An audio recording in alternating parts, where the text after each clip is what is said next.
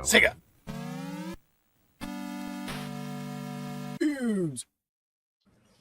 Dudes! We've got new Sonic games-ish coming out. I am 8-Bit's getting ready to release some reproduction carts, but official reproductions. But we're going to jump into it. But before we do, so how are you guys defining reproductions? And we talked a little bit before about what is the differentiation between something that someone's making in their garage or just in their home, knocking off together and selling it for $20 or $30 at a convention or on eBay, and what I am 8-Bit is about to do. This is a reproduction. That's not licensed. Yeah. But it is a hard plastic. It feels like the original cart. It's really well done. But it has 3 games on it. This was a third-party company that was doing this. Yeah. Versus Mana's on there.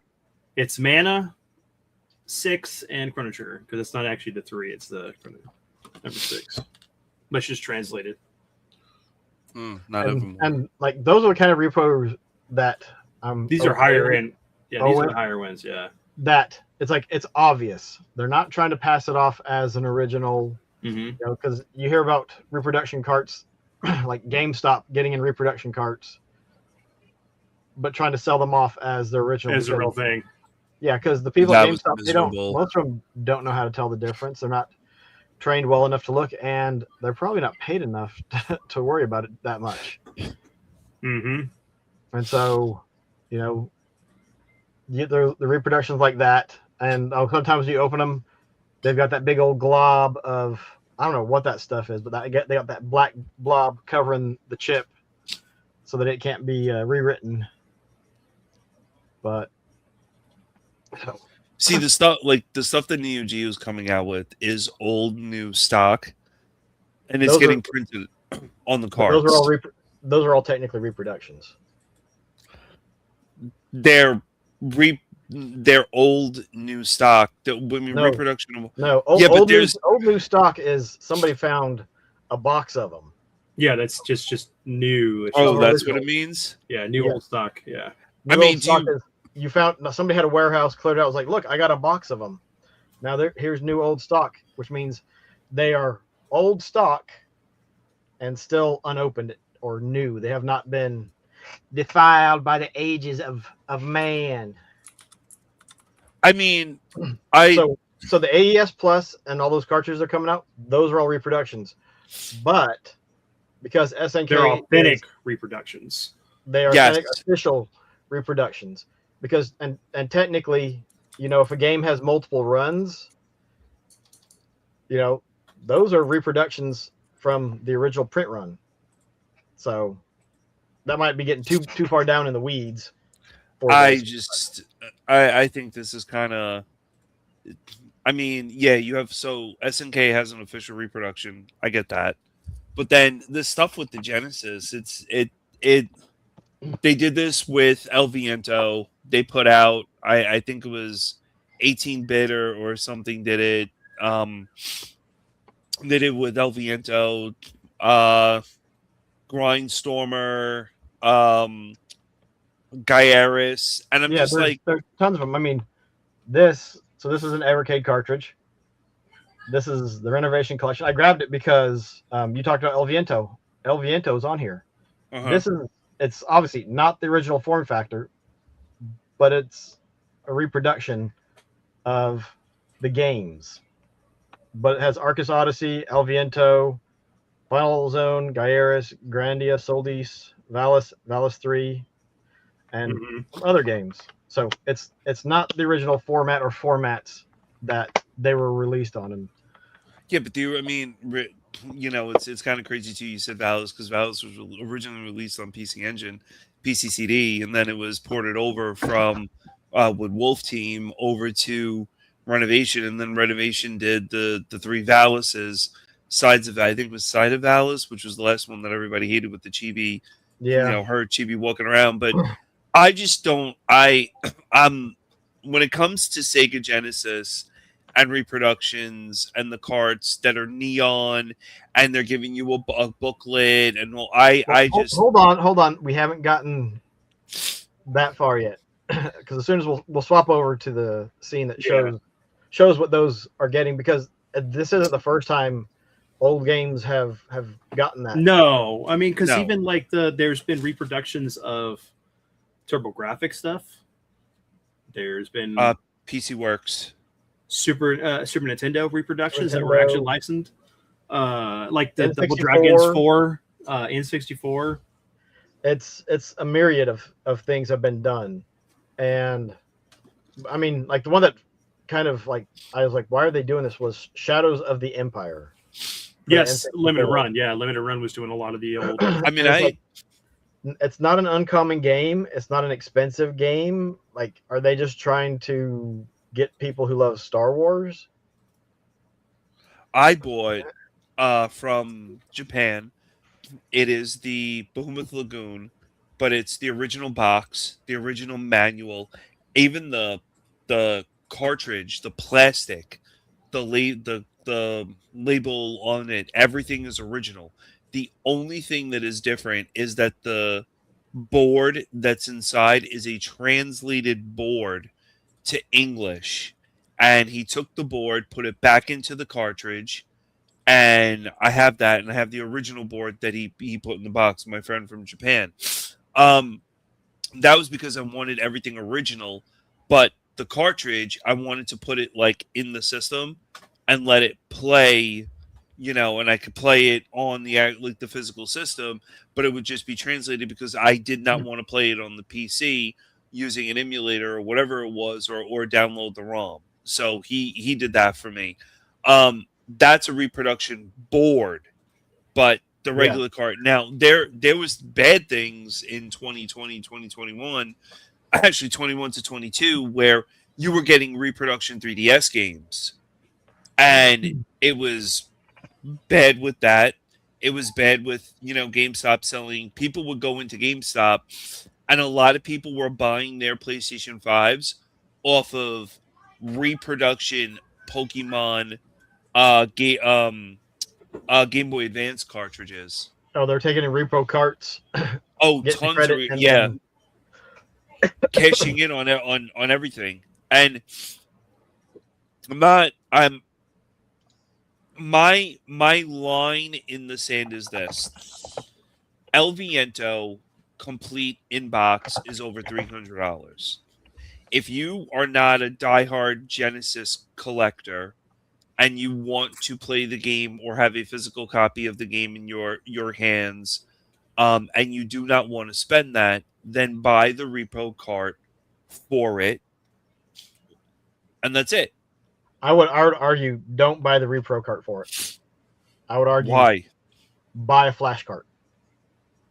But yeah, okay, or, but now or get a pie. Yeah, well, I mean it's true, but the flash cart. Get a flash card, get an EverDrive, get whatever it is. The EverDrive. Now, I'm thinking about when this stuff came out. That was with all the stuff that was going on in the Ukraine, and he could not send over the EverDrive. Oh, cricks. Yeah, so you have to look at you have to. Go ahead. No, so you have to look at this in the mindset of like when it was happening. And yes, now you can get EverDrives. Now you can do all this, whatever it is. But at the time when they were released, you could still get them, just not cricks. Right, but I bought it. So my experience was I bought a Sega Genesis EverDrive off of eBay, and it was not his EverDrive. I put it into the system. The board shorted on the cartridge and blew my Sega Genesis to high heaven. I blew the board. I cannot believe out of the years I have talked to you, I've never told you this once, but I do have the video. It just blew the Genesis completely. Okay, so Crix also released, was it the Game Gear? He did there was one version of it that it was killing consoles if something just right happened. I think it was for the Game Gear. I think it was the Game Gear. The thing is, with these flash carts, well, with all of this aftermarket stuff, you are taking a chance that something's going to happen. Huge risk. Yeah. Yeah, that's true. Because I mean, Yeah, Like I What was like it? what Josh go ahead, just go ahead. said. Like hold up that cart again, Vince. Yeah, Where you this can one. tell that it's because we had talked about this a little bit, but yeah, I said those are great because you know that's not a legit Mhm. Yes. copy or copies of the games, and like, I have no problem with people doing that. And if I Making could it so find you my can- copy of my reproduction of Aerofighters, you can definitely tell that's not a legitimate Oh, copy. Yeah. I have a reproduction copy of Aerofighters because I remember playing that game a lot, and I never got around to getting it back in the day. And it's a super expensive game on the Super Nintendo. it's like And 2022. I'm glad like I have that because I can at least play it. But it doesn't look anything. I mean, it's gray, but you can definitely tell it's not a normal, authentic Super Nintendo manufactured by Nintendo cart. You can tell by the weight and everything else too. Yeah, Yeah, the way and the like, label is. I have a reproduction, and it's not technically a reproduction. What they did was they took the actual Mother 3 cart for Game Boy Advance. Oh, put okay. the Fan Gamer ROM on it, and then sold it. That's how I got my copy of Mother 3. Kind of like what Thane did with that one game he was talking about. Lagoon, yeah. Yeah. Everything's original except for the board because it has a translation, a board that has the translation on it. Yes. So everything is legit except for the board is a updated reproduction. Yeah. Don't pretend it's a real deal and ask the real deal price tag. Unfortunately, because like Zane said, he's like, oh, you can tell by the weight. It's like, no, you might be able to tell by the weight, but a lot of people, they're like, oh wow, I can get this game for such a good price. They have no idea about the weight, about the glossiness. Oh, and the Super Nintendo cartridges doesn't have the stamp on it for the lettering and what it be. Genesis is the screws for Genesis. You can tell if it's different or not. Yeah. But it also not everyone can, Josh. You're right about that. Josh, like Josh said, not everyone can. So true. Yeah. And it's just it's like anything else. It's unfortunate there's people out there doing that. So like, okay, we've seen an example of a repro cart. And obviously that one was very obvious to tell that it's not original. And we kind of defined, okay, it's unofficial, but then there's official repros that we talked about, the stuff like LRG has done, and so pick some of the strangest games. Well, there was the what was it, a couple of years ago, probably like maybe 10 years ago, there was actually I think it was probably 8 years ago, there was the Double Dragon 4. So it was the Japanese version that got ported over. And that was actually a licensed reproduction. But the sad thing was it did not play in original hardware. You had to play it on closed systems. And I ended up having to sell because it was sold through Amazon. I was excited because like I knew about this version. And then when I got it put in my system, it didn't work. And then come to find out, it's like, oh yeah, it only works on clone system. I didn't have one at the time. So I was like, okay, I want my money back. Which sucks. Yeah. Yep. Like Josh said, use the roll. Can you open the cart? Show me the board. That also means take your game bits, screwdriver, to conventions or the store or whatever. If you bought it on Facebook Marketplace, make sure you're packing. But if someone's leery about it, doesn't want you to open it, it's like, yeah, that might be a fake, but all right. So let's go ahead and jump in and look at the cart set. Was it last week or 2 weeks ago that I Am 8-Bit came out with these? Or no, you can pre-order them. But these are the new. You can get Sonic the Hedgehog in a brand new cart for $100. So this is where I said about El Viento and Grindstormer. I don't know, Gaiaris, whatever. I mean, if you're a shmup-head, well, Gaiaris is whatever. But take El Viento for example. So El Viento Like that's a $350 game. Like, so complete. A Sonic the Hedgehog is a $5 to $10 game, maybe $23. You know, the case and a clamshell with the book and everything. So $10. Thank you for bringing this No, up. that's just the manual. Oh, The unfortunate thing, you type in Sonic the Hedgehog, there's a lot of Sonic Tons. stuff that Yeah, gets you thrown gotta in do. there. Usually, you gotta do Sonic. Anything you do, you're looking for, you want to do complete.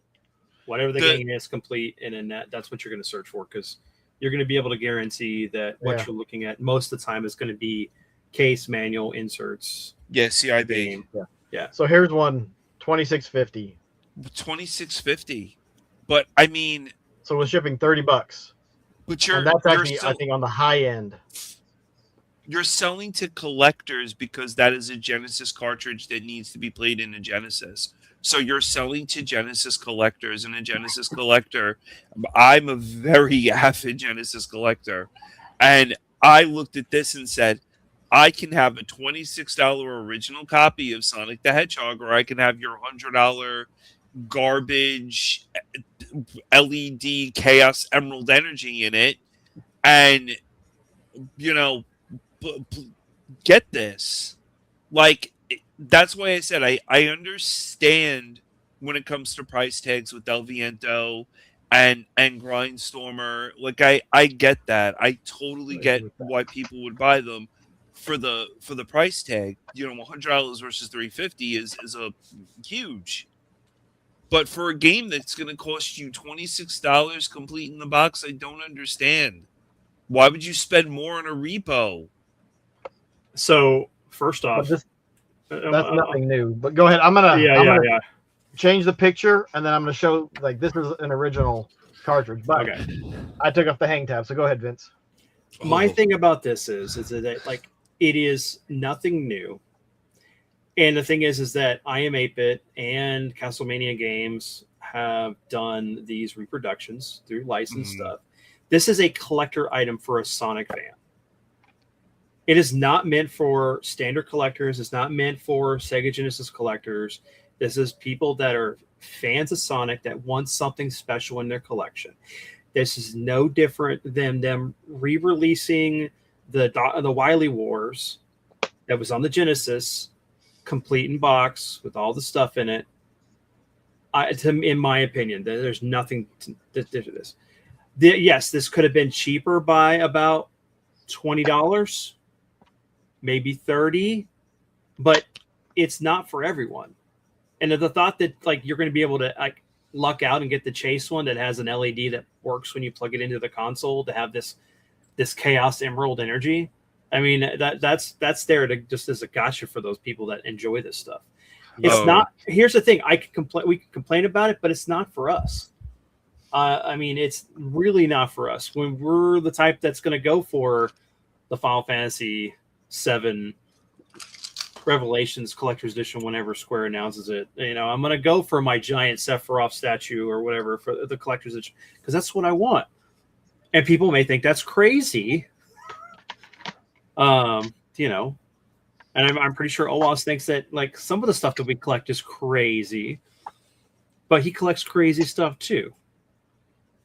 But I just, like, this is capitalizing on the 30th anniversary of the character. I mean, yes, there could have been more bells and whistles in this. I got more bells and whistles out of the Sonic Mania collection than I did for what I would have got for this. And at least this one, when I push the on button, it goes. But, you know, that's the problem is. Yeah, there you go. That's the Hallmark ornament. I got this from a buddy, and he gave it to me, and every time I look at it, I smile, and I love turning it on and hearing that.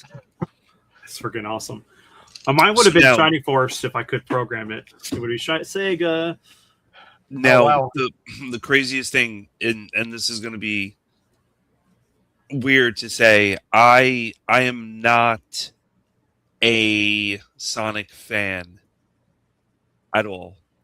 I own about 360, 370 Genesis games. Like I have a massive collection of Genesis games, but I am not. I am like Sonic and Knuckles, Sonic 3.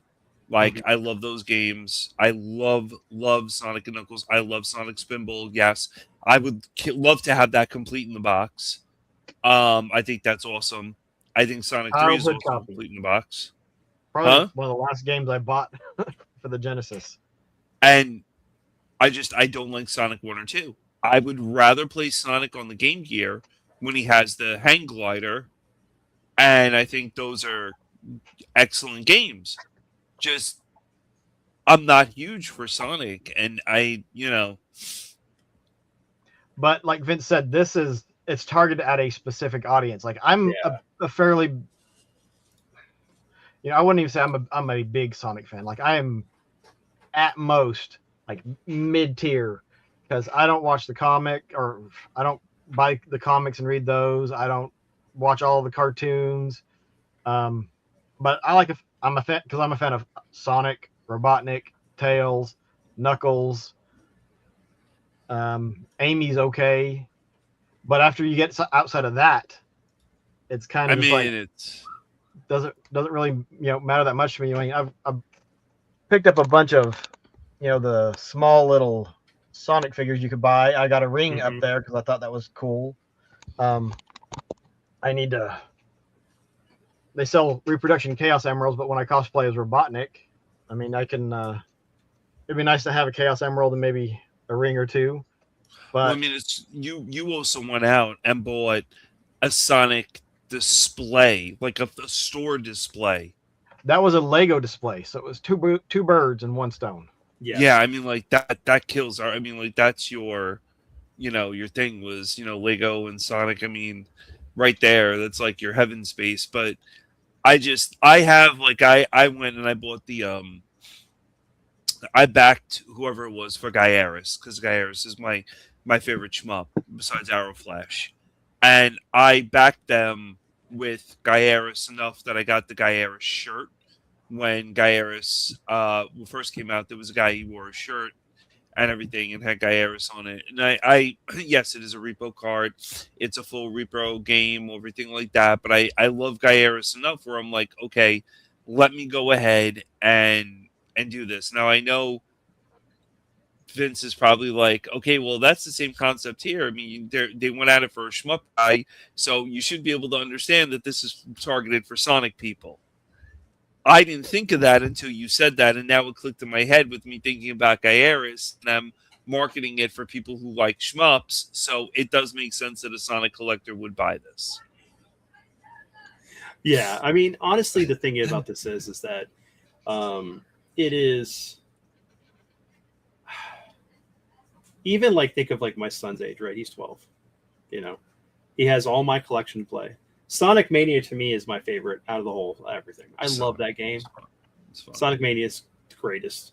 Now, but the other part of this is that this is a chance for a newer generation that may be Sonic fans to take part in something and own something that is theirs.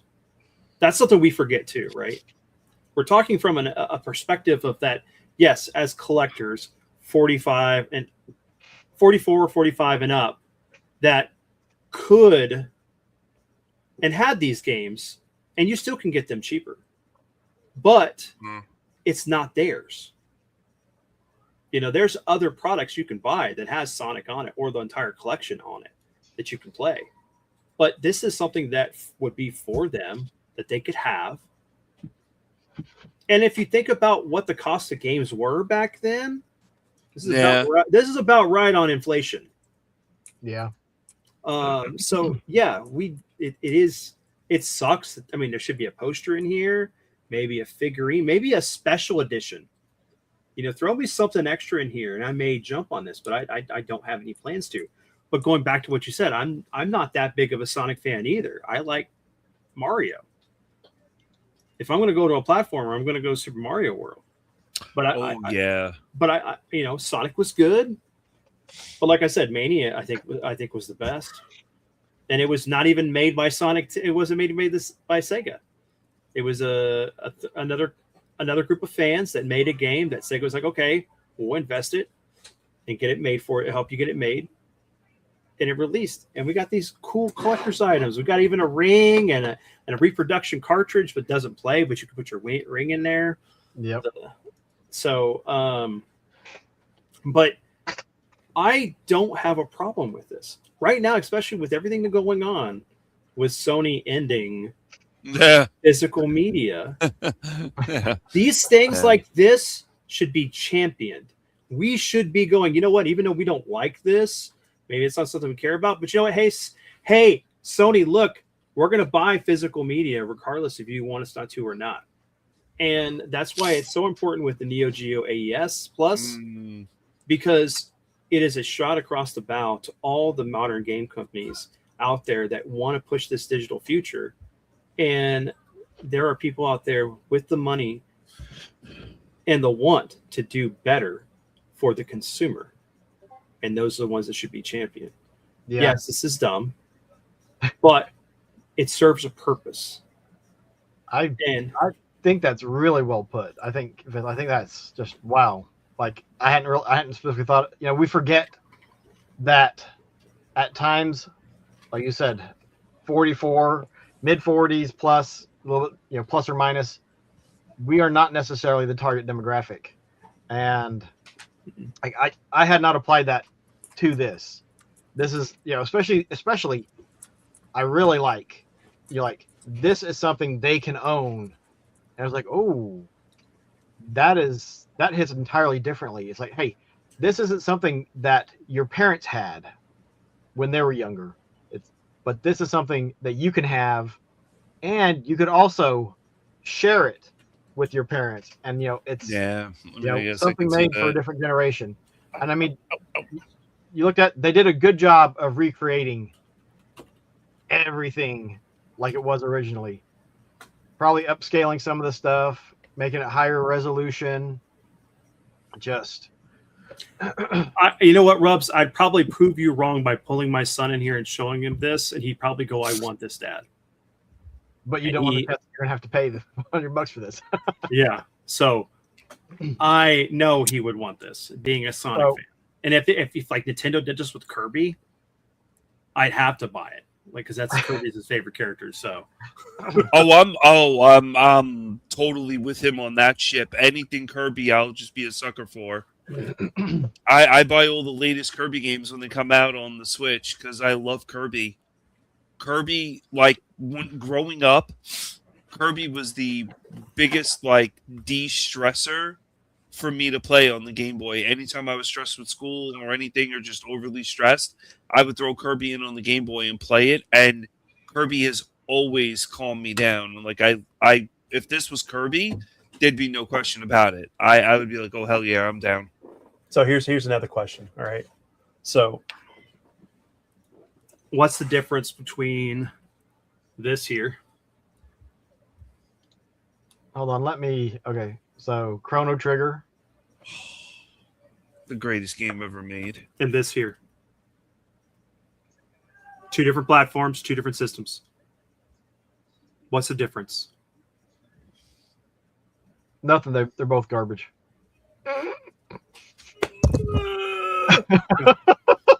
You're outnumbered, old man. You're outnumbered. Okay. Watch your words, buddy. What is the difference? Let me ask an honest question, because I don't know.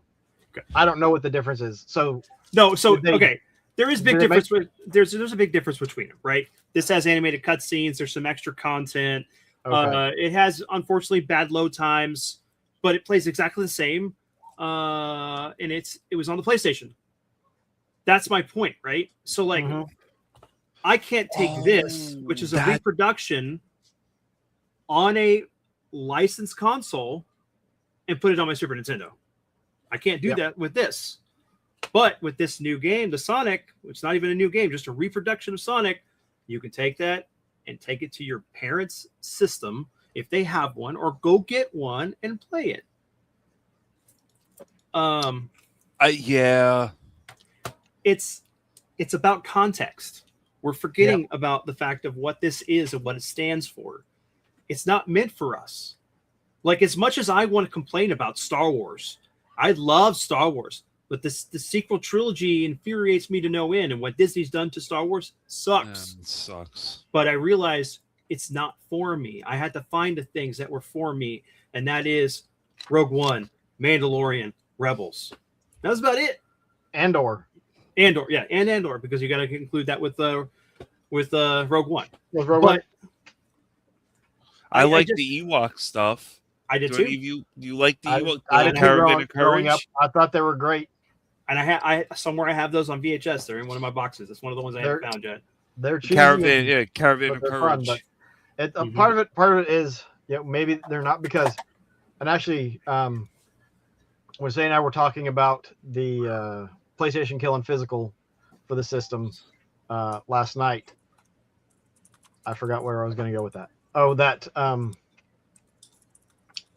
we are not the biggest buying demographic for gaming anymore. No. Our time has come and gone. We are outliers. Yeah, we might have a little bit more money to spend, but the younger generations are spending more money on microtransactions and all this other stuff. Live service games and stuff like that. Yep, live service games. That's something Fortnite, I don't get. Fortnite and Roblox but like Roblox saying, is honestly Roblox is pretty. Not too sorry to cut you off, Oz, but Roblox is awesome. I mean, with the whole child and everything, child stuff like that was going on, I get it. But I mean, you really can open up your creative level with Roblox. And my 8-year-old has asked me, could he like go to a Roblox camp for designing obbies? And I said, yeah. I said, I do not have a problem with that. I said that's. He loves Roblox. Like he'll play it. He's very good at it. He'll come here and play, and I'll watch him and stuff. And he is excellent at it. And I think that's a solid game. That in Minecraft, for those generations and stuff. I find it to be really cool. Like I host a Minecraft server. Private server for my kids to go on and build and be creative, and their friends go on and do whatever they want and stuff like that. I could always bring it down and then resync the server. But I think those games like that are great. I think monotonous games like Fortnite and Legend something where you shoot people and the gun games and stuff, that's really has taken its toll over time, and I feel like the creativity of games like that. So go ahead. I'm going to counter you real quick. So probably something you don't know is that Fortnite was built on building, and they actually have a Lego system that you can build your own town and all this other stuff in it. Fortnite really does? Yes, Fortnite has that. Oh wow. Okay. Now whether it can be used to code and make games is a whole other matter. But I mean, there's RPG makers that were coming out for years. Yeah. On the PlayStation, and even now you can get them on the Switch or the PS4, where you can code your own game and stuff like that. The thing is that having the avenue to understand that, or for a kid to know that they have that option, is a big thing. I want to encourage my son and other kids to become the next game developers. But the thing is there's too much out there that's addictive that makes it to where they're more drawn to the spectacle than they are the actual creative aspect of it. I could see that. I didn't know you could do building and all that other stuff. He loves, absolutely loves that Roblox and just Roblox and Minecraft. They love Minecraft and they love Roblox. Oh, I love Minecraft, but it's such a time waster. I'll be just mining, looking for stuff, building giant castles and other things, and then I'm like, oh crap, it's almost 12 o'clock at night. I got to go to work in the next morning or something like that. It's just I see. That's how I feel about RPGs in general, because so much time goes into it. It's like I don't have or want to invest the amount of time that is required to make it through this game. and that's a personal choice. But I like small, consumable, events and games where I can make progress with just a little bit of time. Mm-hmm. Which is something like right now while we're having this deep conversation, I'm sitting here playing Elliot, just because like I'm addicted to this game right now. I want to beat it, but talk about a really amazing game. But time is limited, so you yeah, Elliot's a solid game. Multitasking to the max. It's what we live for at our younger age. It's like I'm gonna put on a movie, I'm gonna watch this, I'm gonna play this, and hopefully consume all of it at once. So, a thought just came to me, and I want you guys to answer this question. You can think about it for a second if you need to. Mm-hmm. What is your biggest gripe or issue with these two particular releases, Sonic and Sonic 2? Like, what is, when you look at this, like, what is the issue in, or what is the biggest failing that you see in this? I'll go first. Fanfare. There's not enough fanfare in this. That's my biggest problem with it. Yeah, the box looks great. There's a colored manual. That's awesome. You have a really cool, clear cart that has the option to have an LED that lights up depending on the game you have. But there's not enough fanfare. I've seen better releases from like, was it Holy Diver?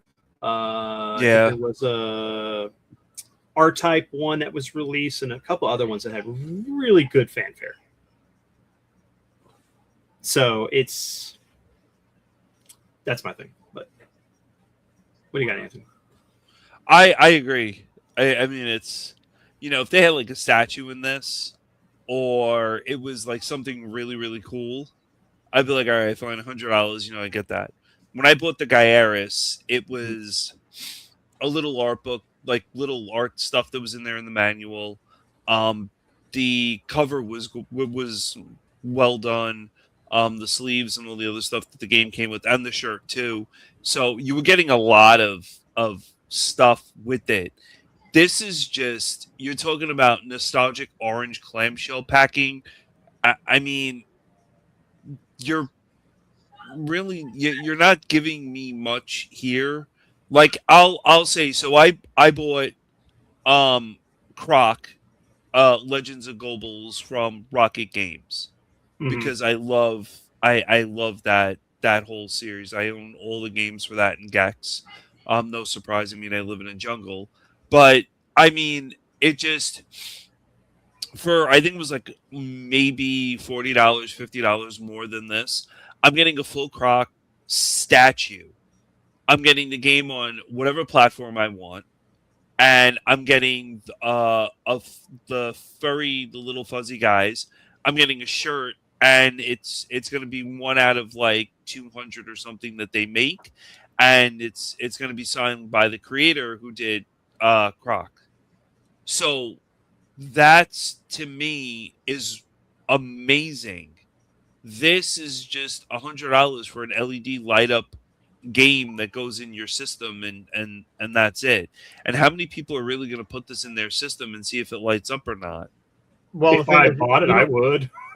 Well, you don't have to buy it. I mean, you don't have to put it in the cartridge to see if it'll light up, because you're either getting the orange one that doesn't, or the blue one, or you get one that's clear and has an orange or blue light, depending on which version you're getting. Yeah, no, but they said that 1 out of 8 cartridges is infused with chaos energy, so you don't even know if it's going to light up or not. You don't. Well, no, you don't know until you open the box. Yeah, the cartridges are different enough. Like, this is not an orange cartridge, and this is probably also that's translucent clear with the orange showing. Artist rendering of it. But so from those responses, the big thing is it's not worth what they're charging. So here's the thing too much for it. Well, here's my thing, right? So go pull up what I Am 8-Bit has done previously. There's a trend for what they're charging, and they understand what the consumer base is willing to shell out for it. So if you look at some of their previous, most of their stuff has always been $100. Yeah. And we don't know, like, if they're going for a legitimate style cart, and like how does that affect the production of it? Because I mean, there's going to be some level of quality. People keep buying this stuff, so it's not like it's like they're doing this out of their ass. Sorry, their butt. I'm sorry. But like if you pull up like some of their other stuff that they've done previously, like I know, yes, they have the Life of P, the marionette collector's edition coming out. But like Yes, as far as their $400. reproduction, let me see if I can find it. I'll send you a link.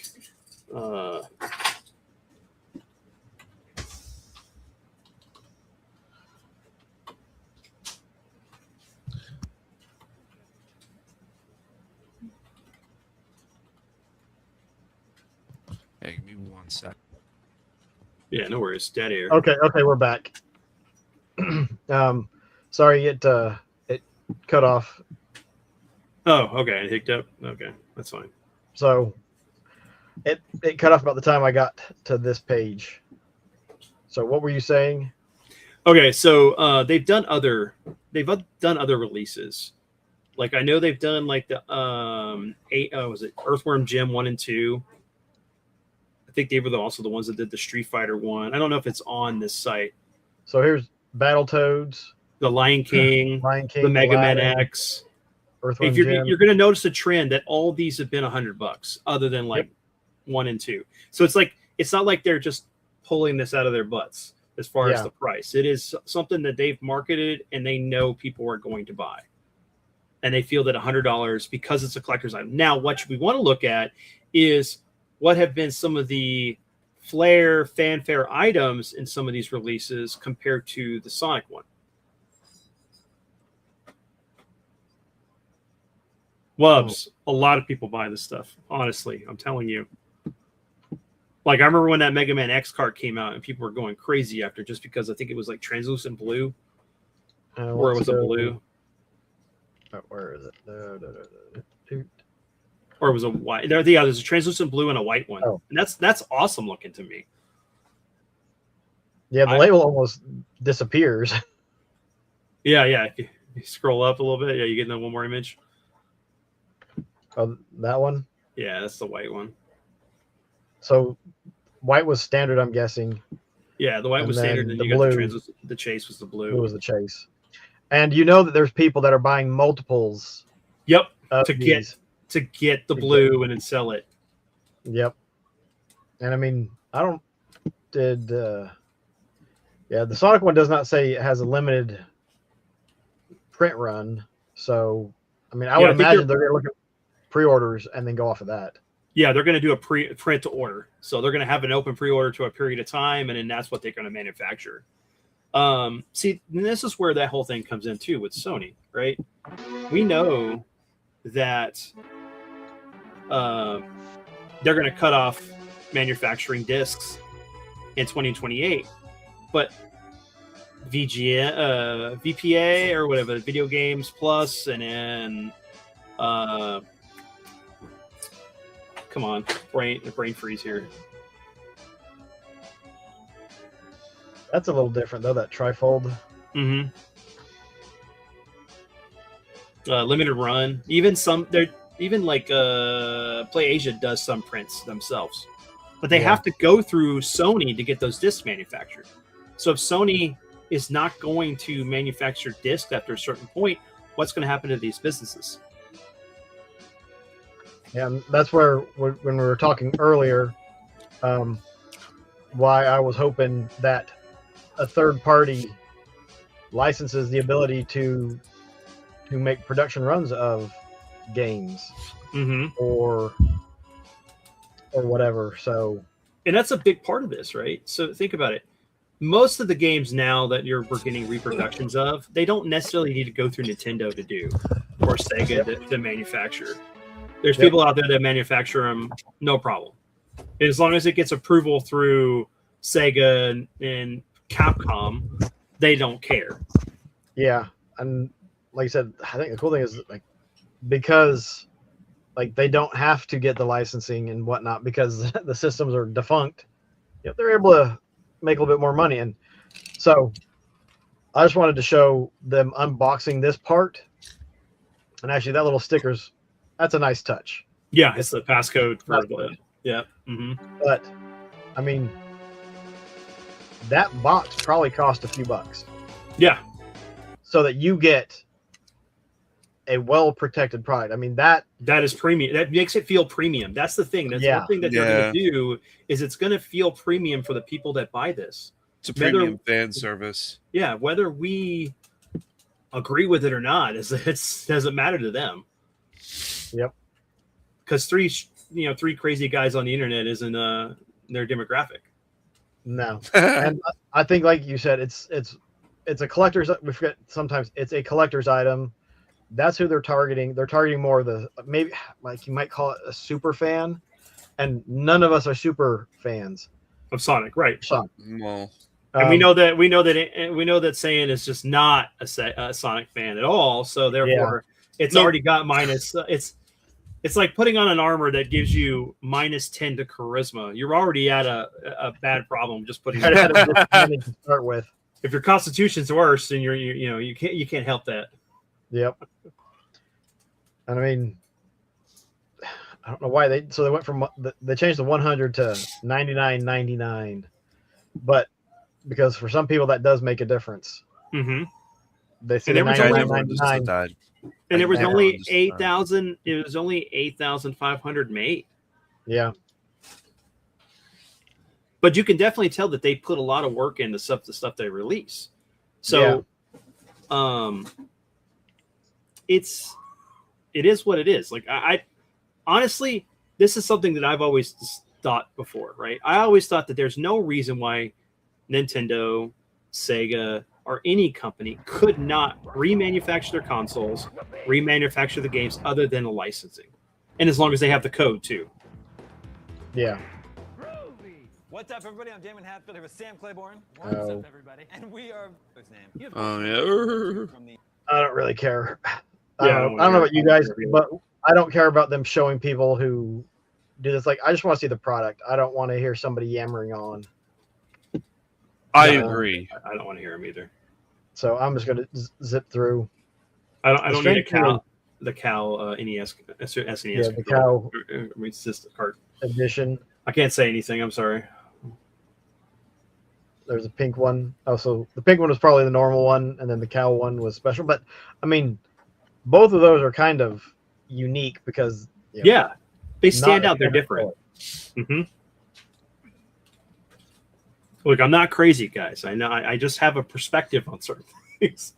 Well, that's why it's great to sit down and talk about it with somebody else, because you get point of views or something like, oh, I didn't quite see that twist to it. Mm-hmm. I mean, seeing the box that the Mega Man X came in, I was like, okay, that's a few dollars. Yeah, right there. It's nice. There's some money that went into engineering just that box. Which now they've got the box, that money spent and everything else, but you got to recoup that. I know a lot of people give limited run flack, right? Especially with their collection editions, but they do outsource all that extra swag they put into their collector's editions. But when they release just the game, it actually comes in on time. I think that's one of the problems is like I don't know if anyone still has stuff that they've ordered and hasn't come in yet, but the lag time between ordering it and getting the product is kind of big when it gets into years. Mm-hmm. And that usually only ever happens with the collector's editions. Yep, because they have to get the licensing for everything. It has to get approval, final approval. I mean, I don't know how many stuff I back on Kickstarter that literally has it has to, I backed Macross Plus to Lovers Again, which is the original OVA that got changed into a movie from Big West before we got Macross Plus and all this other stuff. You can actually get and watch Macross 2 on Amazon, but they're doing a 4K restoration of it, and it's got to go through all this stuff just to get that done. Then the special stuff, I ordered mine with an art book, that has to go through final approvals. anything that comes in these special packages, it has to be approved, especially if it's going to be licensed. So, I mean, being somebody who does Kickstarter for stuff, like, I completely understand, but I know that there's a lot of people that don't. They don't never experienced it, so it's hard for them, because that's the problem too. Sometimes you do Kickstarters, you may not even get your reward. They may fault on it. It may end, and then you're. I've had that happen. I've got a brand new Game Boy game that I've been waiting to open and play on stream and do a quick little review on, and haven't even opened it. So, yeah, Kickstarters. Well, the thing is, on Kickstarter, I will pay more than I normally would for something to help support it. But I mean, so this one, look at this, the Battletoads collection. You're getting a couple extra things. You get the poster. I don't know, is that stickers or that's instruction manual? So that's not something different, but you're getting a poster and a custom dust cover and a regular pack-in surprise is. See, you were looking that up, so I looked up Rocket Games for the Croc, like I was telling you, and they had to manufacture the PS5 discs. They had to manufacture the Switch manufactured discs, and they have cover sheet, cart label, are pending Nintendo's approval. Estimated 2 to 3 months from cartridge order, because Nintendo has to approve it. 4-disc soundtrack, that's already done. Double-sided posters done. The 8-inch resin statue, that was seeking approval. The keychain is already done. The 3DFX stickers and the authenticity signed by the creator of the game or whatever, that's already done. But like, it takes Nintendo to approve everything 2 to 3 months to do all this. And it's not just that. Like, Nintendo has to manufacture the cart or disc or whatever. Yep. Yeah, Go through them for most of the time for some of that stuff, which is nuts. Yeah, I talked to somebody from Platinum Edition Games several years ago, and like they have their minimum print order. Like, you can't just order, okay, well, we just need 100 more copies. No, you have to order 5,000. That's a lot. Yeah, So, that's a lot. You know, I think I said they were working with them to try to lower that print run, but like, you can't just be like, oh yeah, I just need a couple more copies. No, you're going to get a bunch. You get a bunch or you get none. Like, there's no in between.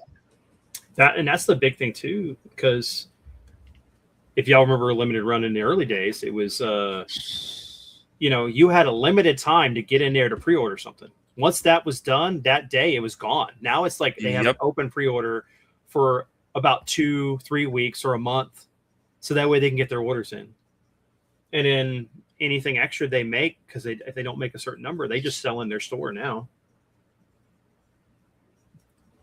They have a store? They have a store in, is it North or South Carolina? It's one of the Carolinas. Yeah, it's one of the Carolinas. One of our buddies has been there.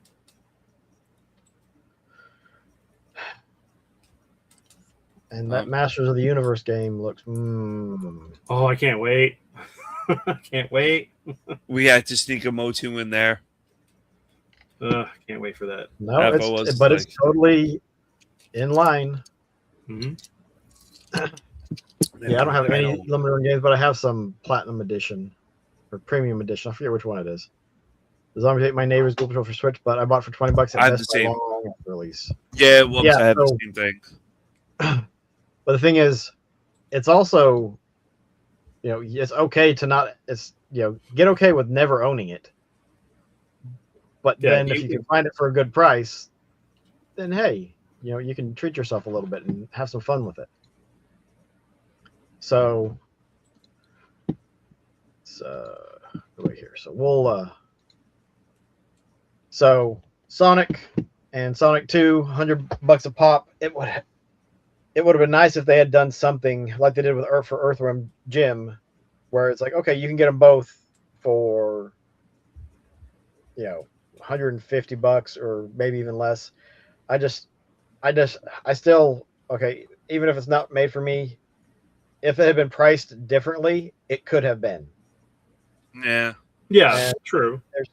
There's not enough extra bonuses. Like, put in some stickers. What do stickers cost? Put in a poster, paper and that kind of stuff. That's not doesn't add a bunch of expense. No, it doesn't. I mean, a print runs like that costs like cents on the dollar, depending on what it is. Yeah, but Drake, you don't have it in Sonic Blue and Tails Orange, and you don't have the possibility of having it infused with Chaos Emerald Energy. He has them. He has them because he has the ROMs on the Mister. But I mean, could you imagine though? They like right. one came with a two tail add-in or add-on that you could put on the back of it, and it's tennis shoes for the other one. Yeah. Oh boy. I mean that would be kind of nuts, but that would be cool. Or think about if like there was something you could put around the cart that looked like Sonic was spinning, and like you'd set that up on a shelf or something. yeah, that'd be nice. Mm-hmm. He's got the actual carts and not just on the Mister. So nee saying. Whoa, nee. excuse me, Drake. Well, remember, no, it's like this. Actually.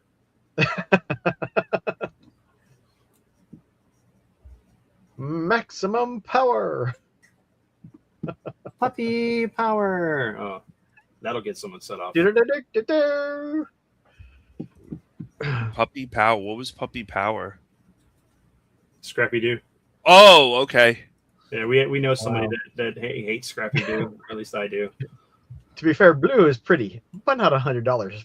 Should be $100, but not $100 pretty.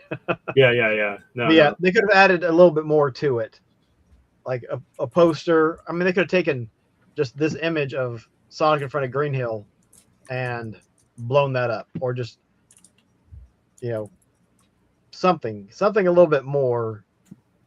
No, something a little more spectacular. Yeah. Give me a second. Let me grab something real quick, because this is like how you could have done something. I gotta grab it. I'll be back. Retro. You'll be back. Don't get a headache. Yeah, if you go to Retro-Bit, they have. I know that crazy. Like if you go to Retro-Bit, and then from there you navigate over to products, games. You can see all the games that they've put out, like Grindstormer, Double Dragon, like all that type of stuff. And I mean, I guess it's cool.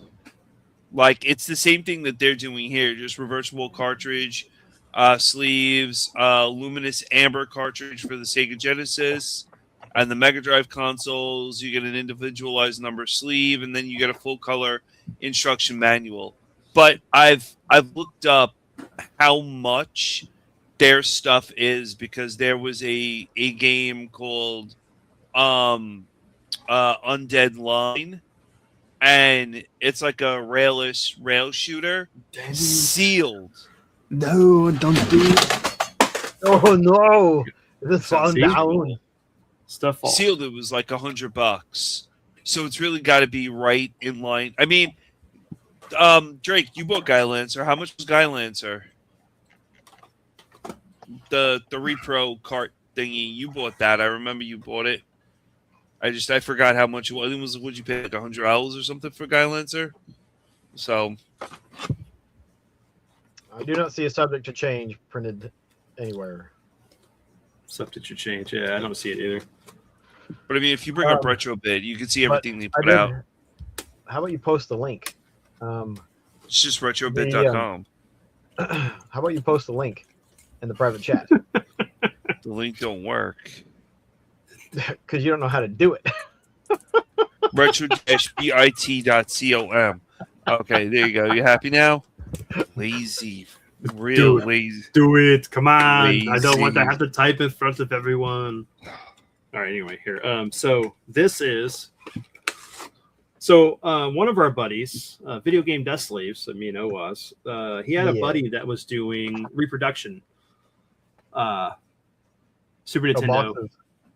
Boxes, games, and everything. So these are really cool. I think he was charging because these were translated ROMs.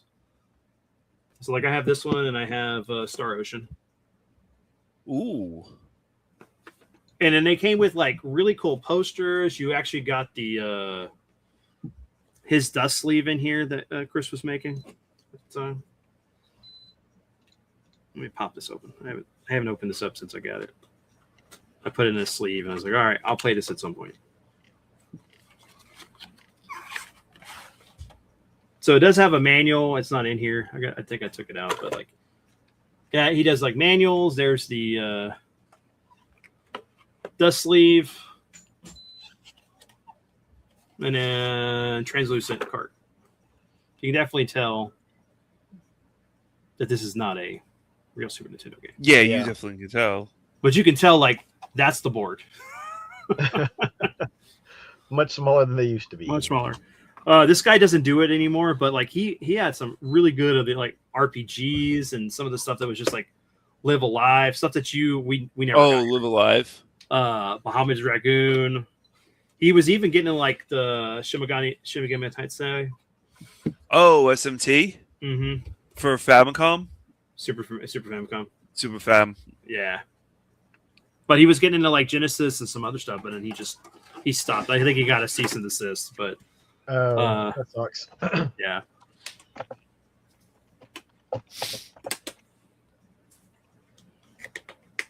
But I mean, they work. It's nice to be able to have like a good cart to play Star Ocean when I want to, even though I probably will never play this version since I have the PS4 release. It also all the extras. Star Ocean's a good game. Yeah, Star Ocean's fantastic. I'll be right back. We got to carry the show, man. So he was making these reproduction stuff, and Yes. and that was it. Yeah, he was doing it for a lot. I think I got these like maybe 3 years ago, and his site was up until like I think 2 years ago.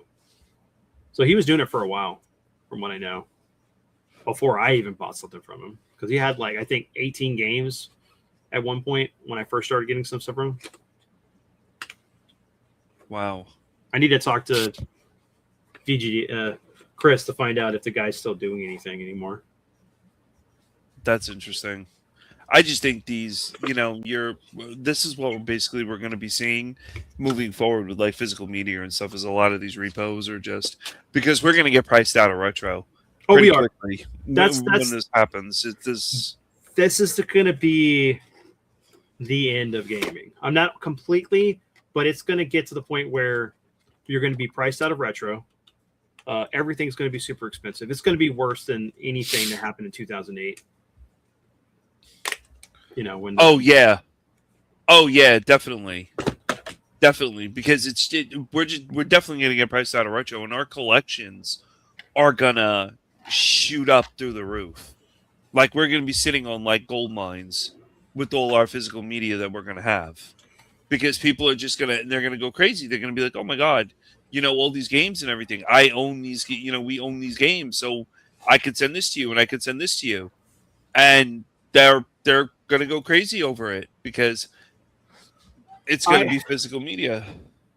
Like what I told Oaz and you earlier today. I mean, and Wubs and Josh, like I'm just going to go if I'm for my modern stuff. If I have to, I'm just going to go Steam. There's no point in me trying to buy a new console. Do you have the Switch too? Yeah, I have the Switch too. I got it launch day. Same as me. I'm probably going to do that. I'm just going to go to the Switch too. I'm very surprised. Like I said, I bought Elliot. I told him, but I'm very surprised I bought Elliot for PlayStation 5 because I bought it for the Switch. And I don't remember. Yeah, PlayStation 5. And I really was very surprised by that. I'm like, why did I do that? Even Octo Zero, I bought it for the PlayStation 5 when I should have bought it for the Switch. I'm buying more and more games for the Switch than I am for the 5. And normally 9 times out of 10, the 5 just sits there untouched really because what is it? Call of Duty and you want to play Call of Duty, you want to do zombies, it's just so whatever it is. I mean, I mean, here's my thing about it, right? So, like, there's there's two specific reasons for PlayStation for me buying on PlayStation. One, I get trophies. I like trophies. I enjoy collecting for them. But the other reason is that there is a crisper fidelity for the PlayStation over the Switch 2. Look at, like, if you haven't done it yet, like, I know you're playing Rebirth right now. Go pick up Rebirth on the Switch 2 and try it out. It looks great, but it doesn't play right. It's a little. You can tell it's a previous gen behind. You definitely can, yes. Because I have Rebirth for the Switch 2. I was playing it on the Switch 2 before I played it on PlayStation 5, and it looks weird. It's you can tell it's like PlayStation 4 graphics. Look, yeah. Wubs. This is on the cart, and there's a cart, and there's stickers, and then there's more stickers, and Pogs. It looks like. So I mean, yeah, I'm buying it for. Beside, you know what? Honestly, all the game key card hate out there, at least you can trade those. Yeah. You're not gonna be able to do that with with the non-existent PlayStation disc. Nope, you're not gonna be able to do that, and you're gonna be screwed. I just like I said, and like what DW was saying is, I think all of our physical media is going to go up. I think all of our games that we own is going to skyrocket. Man, and I know we're going to get into this tomorrow, but so just a sneak peek. All right. So here's the thing. This doesn't just affect games. For those people who are listening right now, this doesn't, because they're stopping disc production, meaning that physical movies, because we know that Disney licensed or made Sony their manufacturer for discs. Yep. When they stop doing that, where are you going to get your movies from? All media, all forms of media that Sony has any hands on is going to disappear. And you think it's bad now, because that was part of the reason why people were buying, because no one's talking about this, but part of the reason why people were buying digital was because it was the easiest way to access your games right away, because Best Buy wouldn't get it sometimes. GameStop wouldn't get a game sometimes. Maybe it was exclusive at Target, but Target sold out. Oh, so, and then you went on Amazon? Well, Amazon's going to take 3 extra days, so you won't even get it on release. So what happens? I'm going to buy it. I'm going to buy it digital so I can play the game. And that's what I don't even mind the 3 extra days for me to get a physical copy. But I know, but that's part of that's the thing, is that is, we're not looking at the cause of what's going on and why people are doing this. And a lot of it is because if you have been a physical media collector in the last year, you know how hard it is to get stuff. Considering the fact that I don't even think I have it over here. It's probably up there somewhere. Resident Evil 9 Requiem. That thing sold out. I was only lucky to get my copy because I pre-ordered it when it got announced at Best Buy. What did I do though? Because I wanted to play the game when I got home, I went ahead and bought it digital because I want to support Capcom. So I bought it twice. And technically, I bought it 3 times because I gave a copy to my friend. So I had 2 physical discs and 1 digital. I may be crazy, but I wanted to help a friend out, and I do that. Sometimes I will do that. Sometimes, like, I will buy a digital copy so I can play it right away, but I have the physical coming. I don't mind double dipping to help the manufacturer, especially if it's a game company I enjoy and I want to support. Capcom did a very good year. But the biggest problem with this is the fact that it has been really difficult with this past year. And I mean year, like 2026, 2025, from summer to summer, to find physical media for stuff. Yeah, you go to Target, you go to Walmart, whatever it is, it's gone. Miserable. When GameStop closed, now I have to rely on Best Buy or Amazon. And really, it's just either Best Buy or Amazon. But the local retro shop, who's 35, 40 minutes away from me, has been getting in actual games. Like he got in the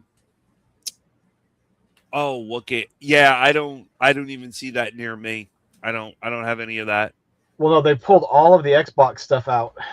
Yeah, all of it's being condensed. Like, I don't know if you guys pay attention on Facebook, but there's tons of the game collector pages that are like, oh man, if you go here at this time, they have all these games on clearance. Look what I found. Yeah. For $5 to $15. And it's like, I can never find any of that, but it's all gone. Yeah, the top row was $5, but most of them were $20. But I went through and I was looking at them, and I was like, there is nothing here that I want to spend $20 on. I went to GameStop today and I got all these. Mm-hmm. So I heard the Metro series was good, so I got Metro Exodus. I don't think I've ever said this to anyone, but I'm a humongous Gunvolt fan. I love Gunvolt. I love the whole series. I have like a lot of the games. I got that. I got Metro again. I got that shmup by Konami. You probably already own half of those, so no, I don't. Siberia I own physically for the PlayStation 3 when it came out, and I bought it. Oh. So I physically have that for the 3. I don't touch that. And I bought Days Gone because I thought, Days Gone was like a really good zombies game. And because they had their annoying sticker 20% off sale. Gone is the best. Days Gone is good? Oh, it's freaking good. And they had their annoying sticker sale, and it was buy 3, get 3 free.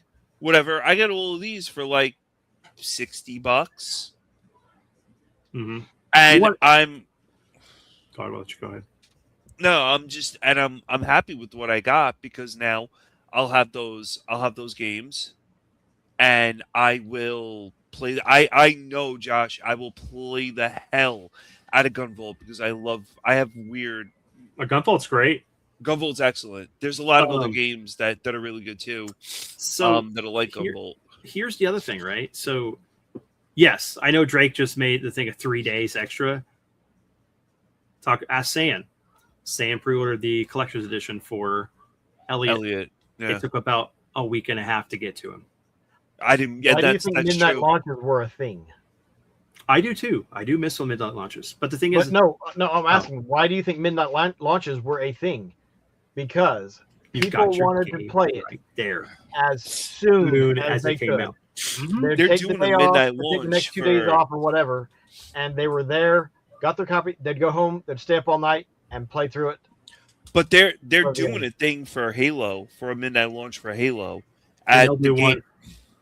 And I did the midnight launch for the Switch. GTA is going to have midnight launches for your code in the box. Yep. Well, here's the thing, though. We're going to have a midnight launch for E-Day because I know that's going to be because that'll probably be the only Xbox game right now that I'm buying at all this year is when E-Day comes out. Yeah, Gunvolt is, Josh. It's really a great game. I'll send you Gunvolt. I stumbled upon Gunvolt, and I'm like, wow, this is really good, and I totally enjoyed it.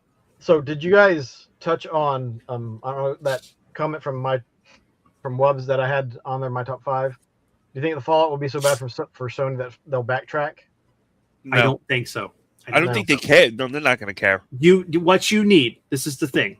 You need, in solidarity, everyone that has a subscription for their Play Online to cancel it right now. You also need everyone to not pick up any new games, which is going to be really freaking hard for me because Onimusha Way of the Sword's coming out on the 4th next. And I want that badly. But I could get it on PC. Yep. I can't do that with Grand Theft Auto because consoles are getting it first. It's going to be a year or 2 before PC players get it. Isn't that crazy how it has to be optimized for PC? Where did it start out? It started out on consoles. So I thought GTA started out on PC first. Nope. Wasn't it the first PS1. one on the OG? PS1. Yeah. Really? Yep. Grand Theft Auto, Grand Theft Auto 2, and Grand Theft Auto. I thought 2 was on London. So, but people need to take a stance. Like what I said earlier today. Not only that, put yourself offline. Don't have any of your data being reported to Sony that you're actually doing anything on your console. It may make it to where you don't get any trophies, but it's not going to show that you're an active user on their console.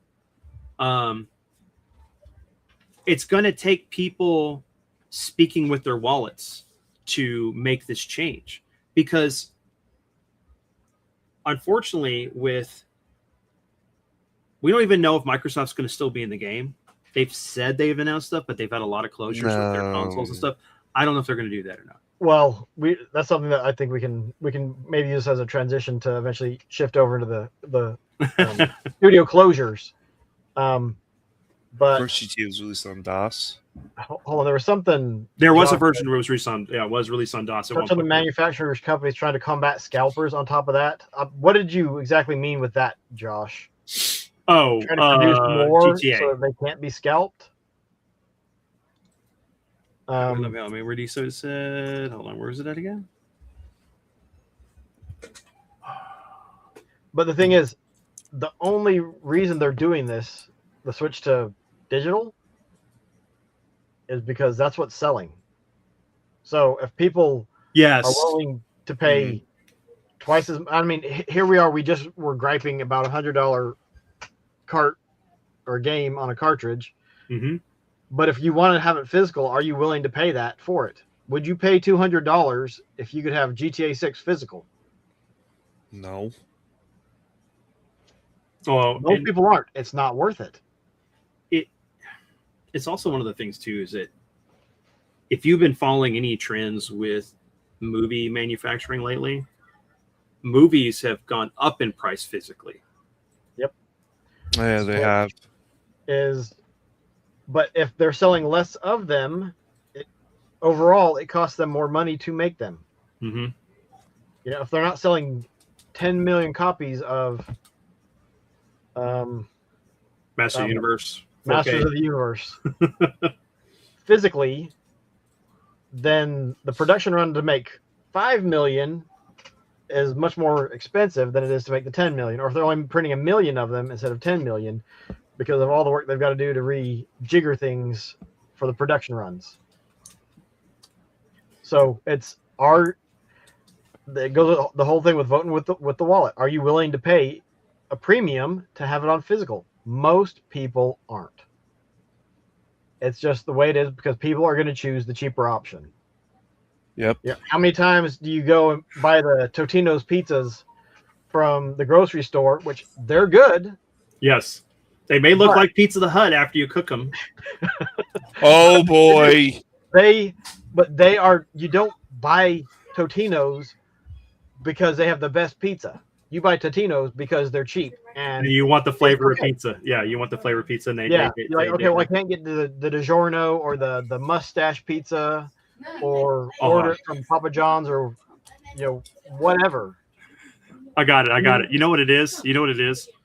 We spent 12 years conditioned to loving Totino's pizza from the cafeteria, because that's what they served us. I mean, it was just like these square rectangle pizzas that we got for 12 years. So it's like we were conditioned to eat Totino's pizzas. Well, we didn't have that, but I mean, especially early on in Print and I's marriage, like you don't have a bunch of money and you want something that you can throw in the oven and cook quickly. Well, those you'd get a 4-pack for $4 and put them on a pan with foil, so you don't have to clean up afterwards, and you just bake that stuff and you're good to go. Yeah, I mean, they're going to go for the cheaper option because it's less money, and then if you make it more convenient, there's 2 strikes against you. And like Gino said, exactly, if people still bought physical media, then they would keep releasing it on physical media. It's supply and demand. It is right, and so there's more stuff being sold digitally. And that's the thing. If you're going to have to do it. You're going to have to buy physical. If you want the numbers to change, everyone has to just buy physical. If you're going to do it, you buy physical. You have to outweigh the demand that it is for gaming, that people just go and buy digitally. Yep. So that means you can't play Grand Theft Auto. You just don't play Grand Theft Auto until it comes out with a disc. Yep. I mean, I've heard people say, "Oh yeah, it'll come out with a physical edition, but it'll be later." But again, most people aren't going to be like, "Oh, well, you released this a year. Say once it comes out on PC, they have a physical release for the consoles." It's like, well, you waited a year to do this. How much demand is there going to be for people to actually buy it physically? Because most of the people will no longer even be playing the game who would have maybe bought it physical if it had been released when it came out.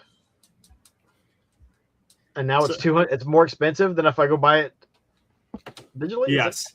Yeah. I mean, so just to say something what Josh said, that dude, where the hell did I go to have pizza days? Dude, we had like that was one of the options. We had pizza one day. We had the Salisbury steak, the oh crap, what was some of the other stuff that we used to have in school? It was just something here in Texas. I don't know. That definitely was, because we had little rectangular pizzas at elementary school, and at high school, you had to pay for it. So. Oh no, they gave it to us. Well, they gave it. Well, you paid for lunch, unless you're on the free lunch program. But so, what Josh said something earlier. My mother used to be a huge movie collector. Now she streams because there aren't as many good movies, and she has most of the physical media she likes. There's not as many good games, which is a good segue into studio closures. Mm-hmm. Why are studios? Why? And like everyone's like, again, the sky is falling. It's the end of the world. It's like, no, this is a course correction in my mind. They're talking about. I wish I could find a list. So Microsoft's looking at closing down Compulsion Games, which released South of Midnight, which wasn't a good seller. People didn't like it. State of Decay, Undead Labs, they're looking at shutting stuff down. Microsoft, EA, Ubisoft, they're all looking at closing studios. But how many great games, or even halfway decent games, have there been in the last several years? Not that many.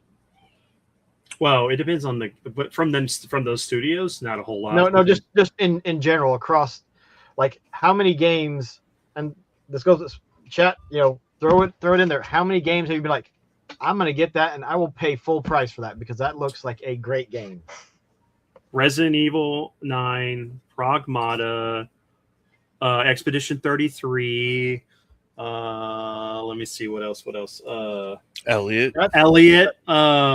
Expedition 33 is the only one. I have to look at my Amazon and Best Buy account to see how many games I buy. I buy a lot, so Tactics. Octopath Traveler 0. You know what? I bought this at full price. I rebought Final Fantasy Rebirth and Remake on the Switch too. Yep. So that way my son can play them, even though I have them on the PS5. PS5. I mean, I look. Legend of Heroes. I'm an addict for gaming now.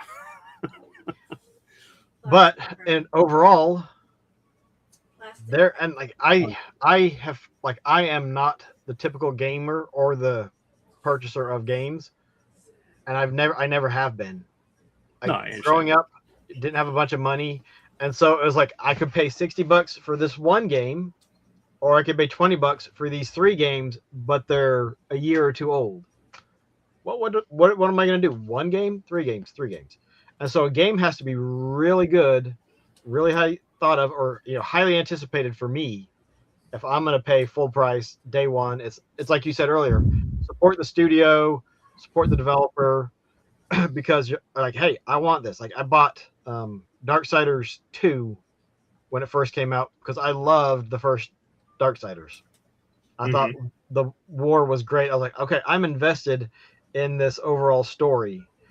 Can I ask you something about that? And that's always that as I pack your box on the floor with the mask and the book and everything, why did you never go after the collector's edition for that if you like Darksiders so much? Didn't know. Some of that stuff was just like, really? If you weren't paying attention to it, or they didn't say anything when you went to go pre-order or pick it up. Well, and I picked it up digitally because I think it was a little bit cheaper on Steam. So I bought it on Steam and didn't buy it. And I may not have had an Xbox One at the time, and I don't think, did it come out on the 360? I don't recall. But Yeah, I mean, I've had a console for it at the time, so I couldn't have bought it physical, or it would have made no sense to buy it physical at the time. Mhm. But like, I don't think I knew about the collector's edition for Darksiders Wow. 3, and I didn't pick up Darksiders 3 until I could get it on sale, which I'm glad I did because that play combat was so different. I think when I picked up 3, I got it from Five Below for $5 when they were doing the game clear out. Yup. For 5 or below. Yeah. Yup. Yeah. I got But- the collector's Before it became 5 and beyond, because that's what it is now. Yeah, but so like, I am not the typical gamer. I rarely, like I said, pay full price. So because I any game, went out. I have to have this game now. So I went Metroid out Prime and 4, bought. I pre-ordered from the local shop. The local shop, Retro Shop, could not get it in. Hmm. If I don't get a game or a movie within the first week or two of it being out, it's like, I'll wait. It does not matter now, because that first, you want to get in there, that sweet spot while everyone's talking about it, then no one's talking about it after the first week or two. Yo, So- I went out and bought.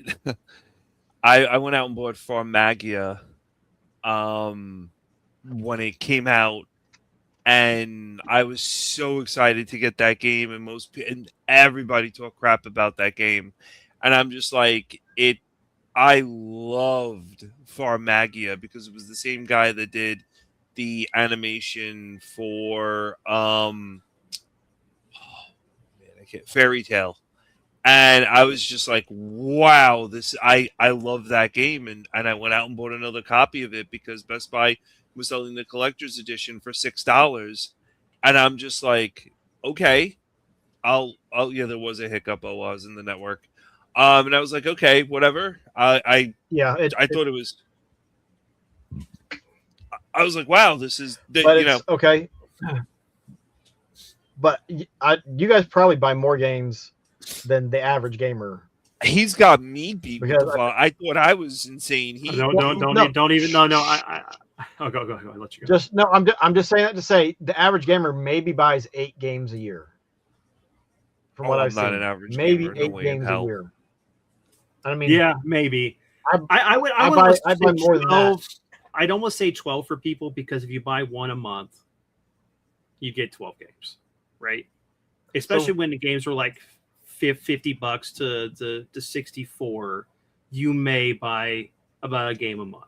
Because that was what mine was back in the day. Like when I first started dating my wife and then we got married, that's how I would do games. I would literally go one game a month.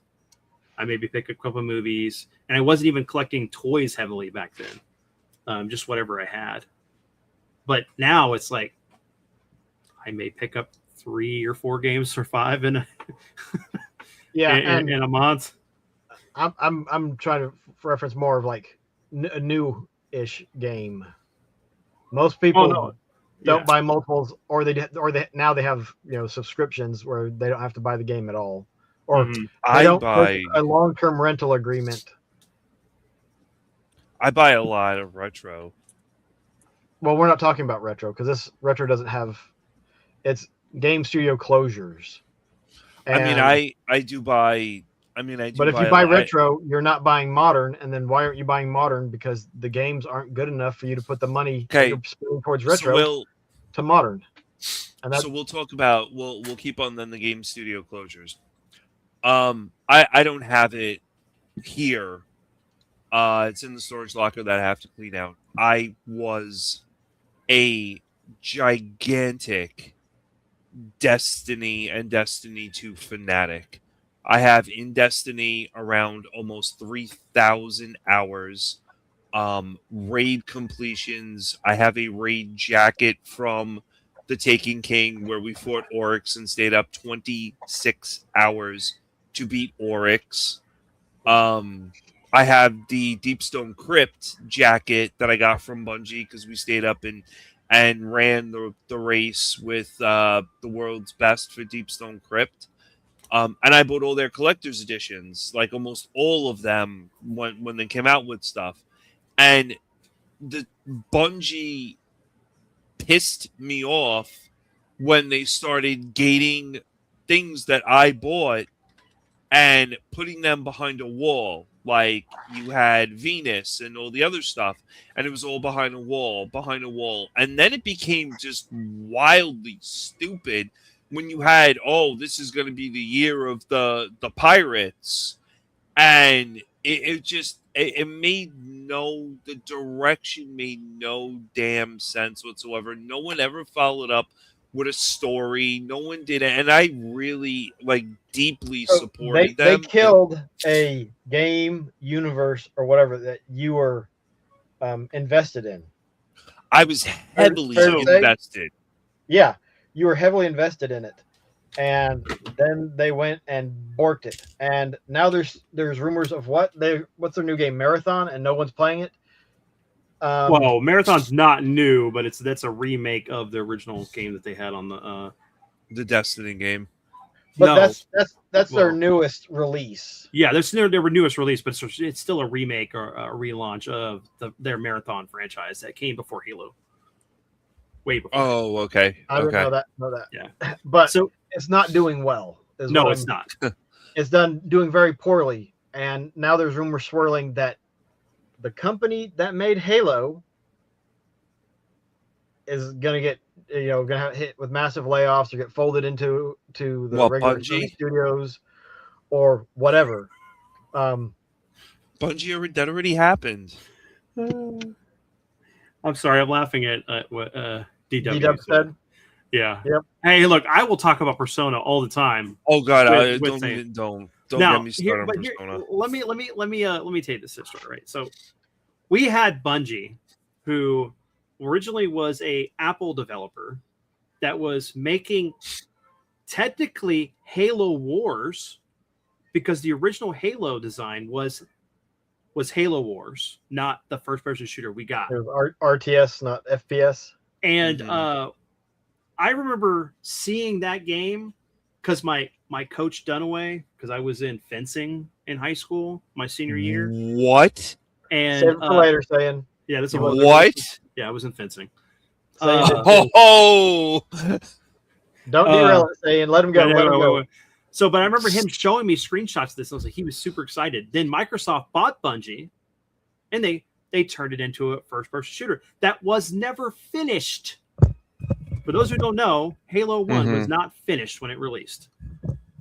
But it became the most successful game on the Xbox, and everybody played it. And it was the game that got everybody, for some reason, into first-person shooters, even though Half-Life was better.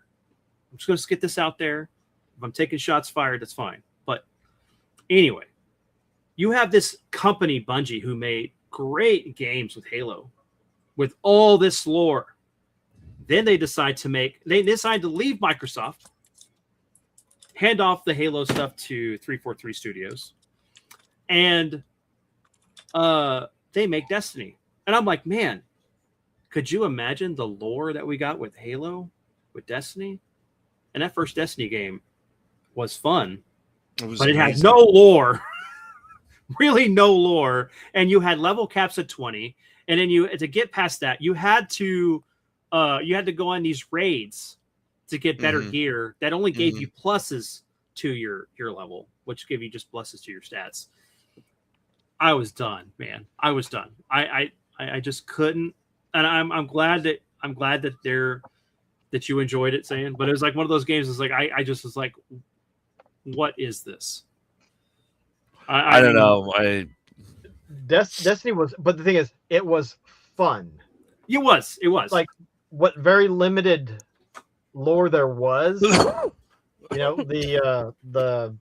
I don't remember this giant sphere coming down. Like there was the lack of lore also somewhat made it a lore interesting. Yeah, it's like because you wanted to keep going and get more, but there wasn't all that much more to get.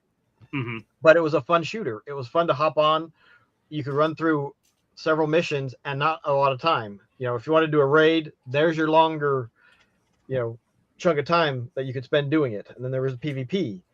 Now, if you want to talk about but when they did Destiny 2, it's like everything you did in the last game doesn't matter. But they did a better presentation with 2. But my taste for it was already gone after the first one. Yeah. And the same thing. I played some Destiny 2 for, I don't know, jumped in and played with a buddy, say for a total of 20 hours, maybe, if that. Mhm. And I was like, I have no draw to this game anymore. Like, the world for Destiny 2 was different enough. Like, I was just like, I don't care. Like, I lost all interest. The character that I had invested in all the time and grinding and everything was gone. And I was like, this isn't the franchise you need to do that with. Mm-hmm. Like, I want to carry on with my character. Make whatever changes you need for that, but don't make me start all over. And, that was a complaint I had with World of Warcraft. Yeah. Every time the new expansion came out, it was like, okay, we're going to wipe all the hard work you put in grinding to get this purple stuff, and you're going to start replacing it with green quest items. The problem is Sony's pushing this live service thing that they want. Yep. And they feel that Bungie is the studio to do it. And if Bungie closes, because they made them make Marathon its live service game. And Marathon, from what I understand, because I didn't play it, was a really cool, I think it was 2 games. And if you follow the lore, it's technically in the future of Halo. So technically the main character Marathon is Master Chief, from what I understand. Don't quote me on that, but from what I've looked at, that's what it's supposed to be. To what this new game is, I have no clue. I haven't played it, and it doesn't, I don't have time to play multiplayer unless I'm playing fighting games. So I this thing about trying to copy other franchises to go into live service because they want low key effort. Yep. And but then you have they want quick, fast, big return on investment. Mm-hmm. And the live service games can possibly do that, but the thing is, you've got Fortnite, Roblox, mm-hmm. and then several others, and it's like, okay, well, now you're trying to force your way into an arena that only has a certain amount of size. Marvel Rivals, Call of Duty, Ground War, or whatever it is. So there's only so much that can be done. You can't have a ton of huge games in this area. There's only going to be limited success. See, where Square, I played Final Fantasy 11 for 10 years. That's how I met my wife. I played it from launch and up until 2014, just before my son was born. And I love that game. I put so many hours in that. There was a point in time where I was still buying games, but playing 11, and they were sitting on my shelf. And then, 14 came out, played that for a little bit. That was a broken mess until they did The Realm Reborn. But it's if you're going to do this, do a subscription service MMO. Do something that people are going to do. Don't do these free to play where people are going to get bored with it. You can introduce new quests. You can do all these things in the game. And hey, here's an idea for you guys. And I've talked about this before. Why hasn't Activision gotten a license for G.I. Joe and made a Call of Duty game? And then you could take the G.I. Joe skins and characters and everything else and put it into Ground War. And then you could have recreating different sets from the cartoon and the comics with his tanks and rattlers and Sky Strikers and all this great stuff. And you could play Snake Eyes and Scarlet and Destro and Cobra Commander. And it would be money making for them. It just prints money because there's tons of G.I. Joe fans out there. If you don't know, if done right, there is a lot of toys out there still. You got the G.I. Joe Classified. You have a lot of people that still collect the old G.I. Joes from the 80s and 90s. Why have you done that? Just like Nintendo. You could create a game that's going to continue to invest money into your company by making it Pokemon MMO. Where is this at? I would love to play a Pokemon MMO. That would be crazy. But that's not what. I know that's not what we're talking about. But see, that's the thing. It's none of these companies that are closing have good ideas or have things that they can think of. Yeah, well, on the stuff they're putting out, like you said, it's not good. It's not what gamers want. And so it's like, why would I invest my time? Why would I invest my money into something I don't want? They're not. So I've been trying to find other studios that are looking like they're in trouble. Double Fine, like 10 years ago, that would have been unthinkable. Like Double That's Fine, great. everything they touched was great, but like the game that they're working on now, Kiln, it looks interesting, but it looks like it should be a $5 or $10 game. And I mean, it'll be free to play on or it'll be included on Game Pass, and won't sell a ton because it's first party. But like, I didn't play much of what was it? Stacking, I think was one of theirs. They've had several that have just like fallen short. Here's the thing too, right? So then you have studios within Sony that have slowly closed. Like Yeah. the Days Gone is a fantastic game. I love that game, and it was, to me, the better game than the crap we got that was The Last of Us 2. I didn't even play that game because I was so pissed off with the direction they went with that story. And I people are like, I have had my friends tell me, you don't know if you would be upset with it, because you didn't play it. I'm like, yeah, I would. The moment that what happens to Joel at the beginning of the game, I would have took the game back, because it's not good storytelling. There's no reason for it. It's like The Walking Dead. I love The Walking Dead comic, but when they got to the point where Negan showed up, he just kills Glenn out of no reason other than just the fact to be a shocker. You killed the heart of the guy in the comic and the show. I'm done. That was annoying. Yeah, and so that same vein with Walking Dead, like I was binge watching it. I think I got cut up to whatever the current scene was when they killed I forget who. I think it's Beth. Mm-hmm. Just for no reason. It was like, that was the stupidest death, totally senseless, and it was for shock value. And I was like, okay, I'm out. This is a show where nothing happens, and they do something like that. And it's like, congratulations, that was shocking. I'm done. Like I'm checking out. Like there's nothing. I'm no longer invested in this world because you've made too many. There was too many choices. That was the straw that broke the camel's back. And so See, you can get like invested in these worlds, and they start changing it, and then it's like, this isn't the same world, this isn't the same setup or whatever that I was originally invested in, and so I'm out. And the problem is that happens with a lot of people. So it's like, I'm checking out. Destiny for me, like I said, to let you guys go on about all that, it was just Destiny for me was roughly about 3,000 hours into Destiny 2. Mm-hmm. And like I said, it was the raids, it was everything. The problem that I had was we would log on, my friend Rags and this guy Hatch, we would log on, and Shadow, we would log on, and it would just be a race for Ingrams, a race for level grinds. You had to get up to the highest level in order to meet the requisites for the raid or for the new dungeon. And it was a paywall with the new, like, you had to buy the dungeon in order to do the dungeon. And then it was like level caps and stuff like that. The stories made absolutely no sense.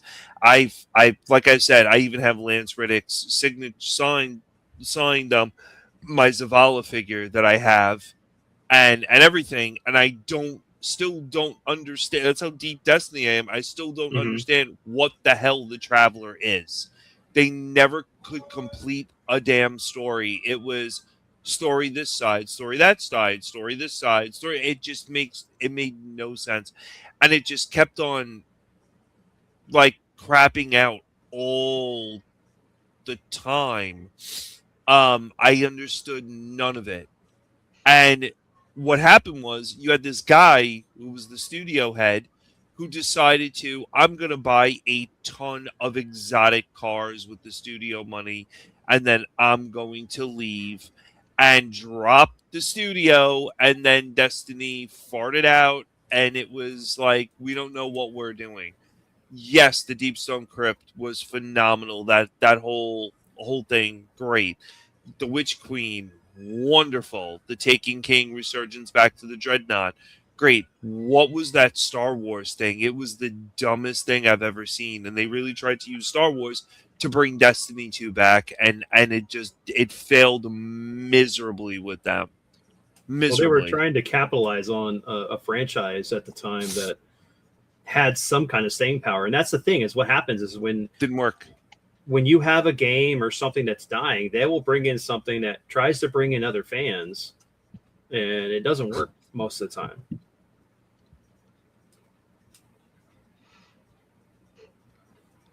That's an interesting thing. Like, there's no Yeah. telling how the masses are gonna like or dislike. Well, Well, one will do better than the other, but it might have been that Destiny 2, like, people had the first one, and for me, the second one was just Destiny. It should have been an expansion. It should have, yeah. Like, they should not have broken it and made it Destiny 2. It should have been a continuation of the first game. And it's like, okay, you can put it behind a paywall, but make it affordable.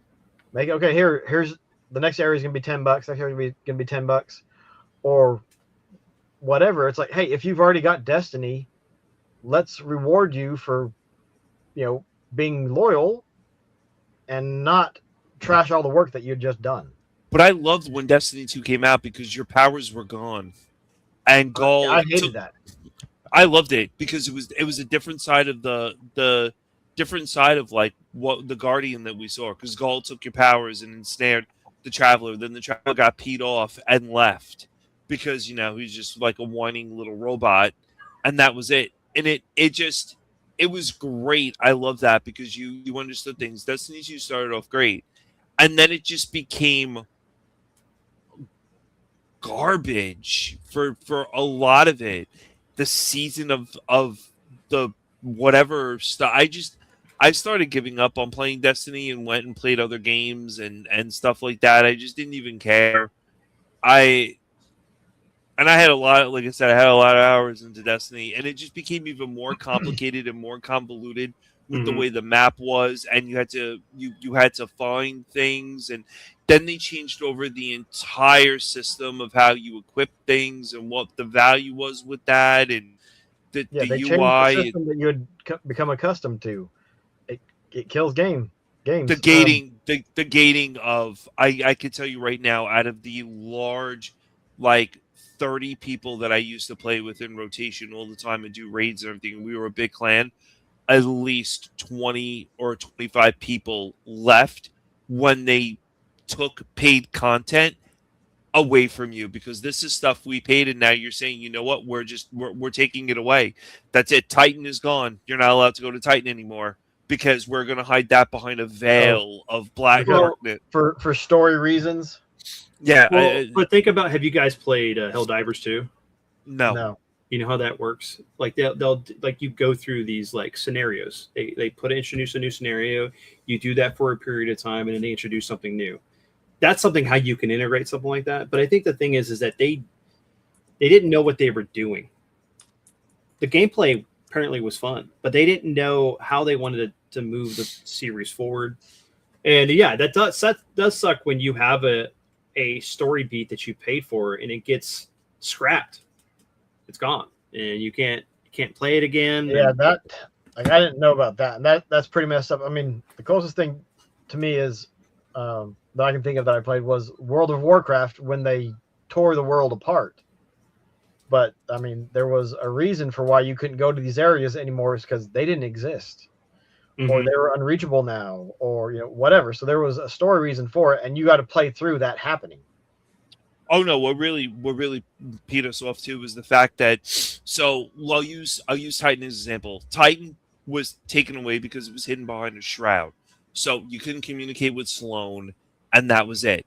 But you had to pay for the DLC to figure out what happened to Sloane, which you already paid for the content of Titan, which the initial Destiny startup.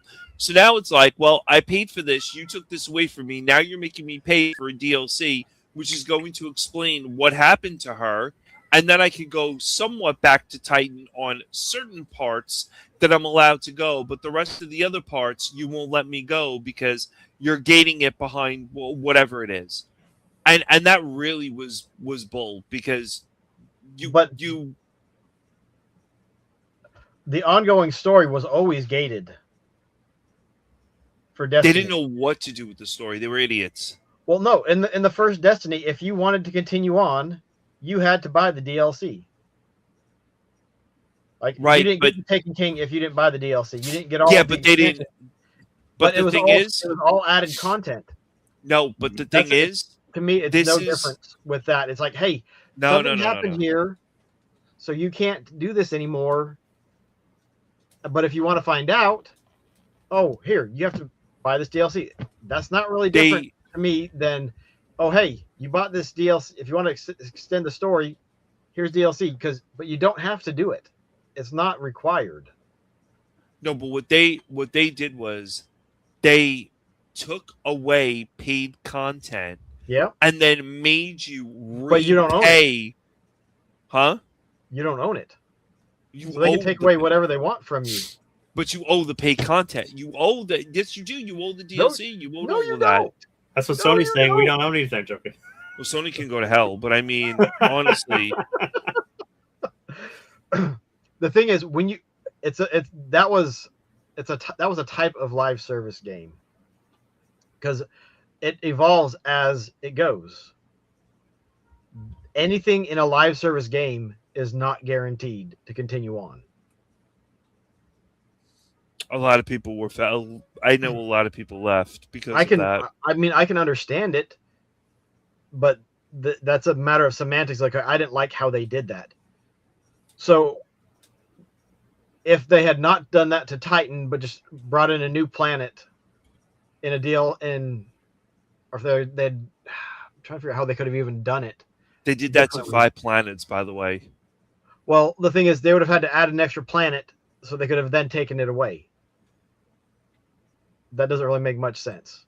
They brought in some weird guy on a light. I don't know, thingy. but I mean, like DW said, Blizzard killed Overwatch to bring out a second one, and it was like you had a great and I played Overwatch maybe an hour. I was like, it's not my game, my style. But you had a great game, and you killed it to make a sequel to try to make more money when you were making plenty of money on what you were already doing.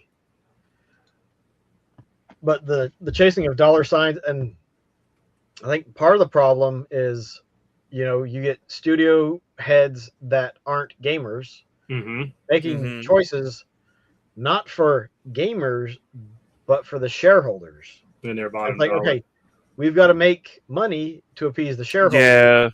Yeah. And they lose focus. Like, that's not going to happen if you don't make the gamers happy. And I think that's why I think the studio closures or size reductions of studios is a good thing. There's been a lot of creep of a bunch of garbage that people don't want in their games.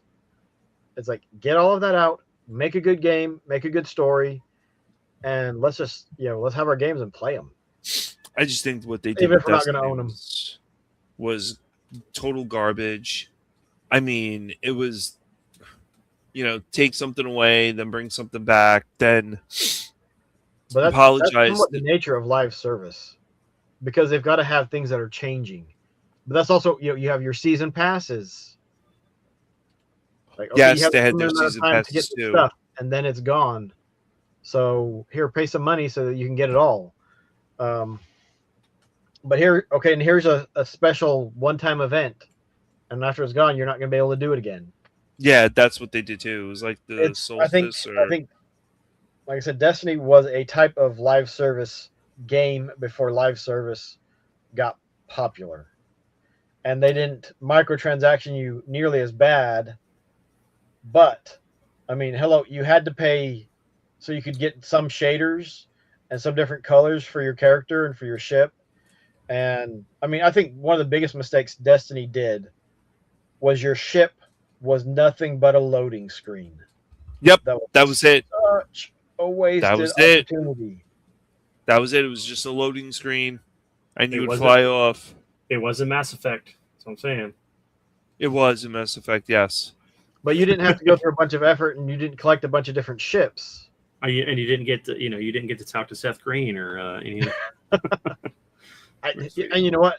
The original Mass Effect, the Mako was great. That is still one of my favorites. I love that Mako. Yeah, the Mako's great. I loved going through areas and be like, I think there's somebody over there.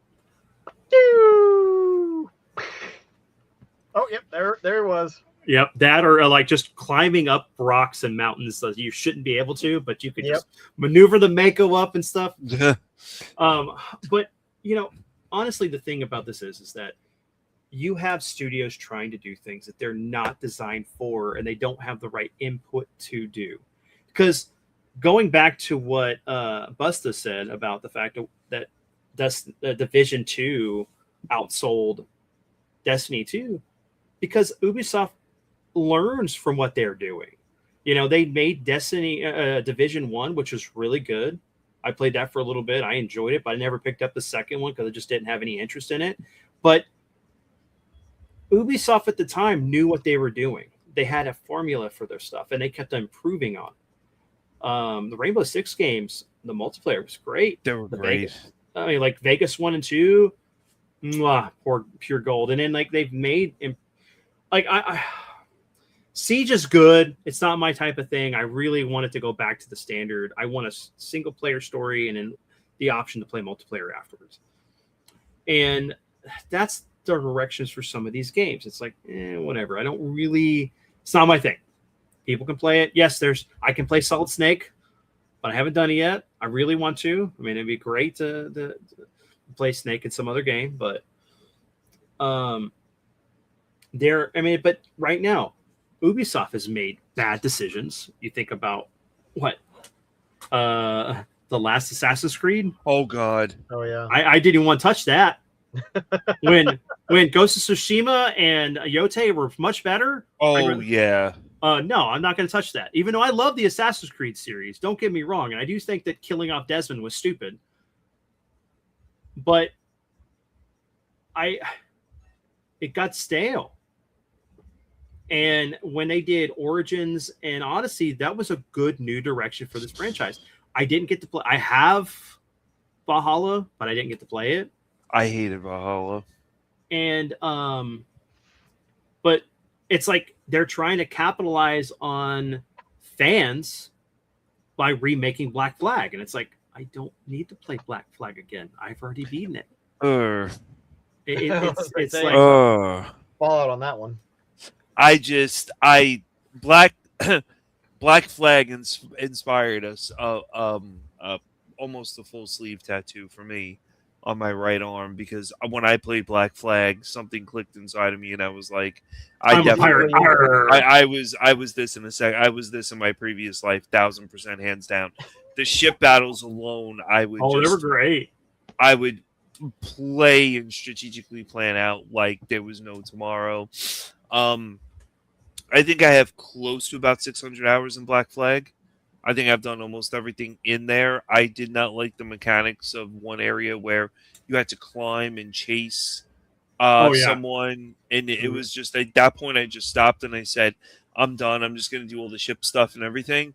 Black Flag, for me, the remake that they're coming, the revamp edition or whatever, I pre-ordered that. I got the collector's edition for that. And I loved Black Flag.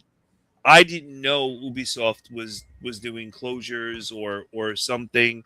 I didn't know that. I know they lost their way with that last Assassin's Creed, and it was horrible.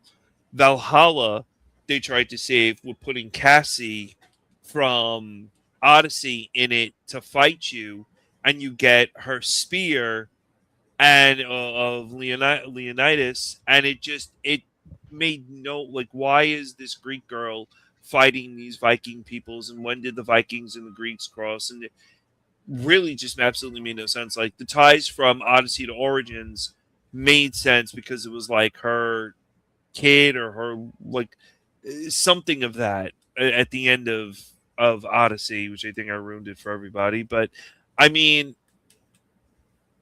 those were great games. Now you're putting out garbage. Well, I think Vince, you hit it pretty well with just saying games have gotten stale. They have. They have. I mean, so I'm going to pick on a big one here. Mario. Mario has gotten stale for me.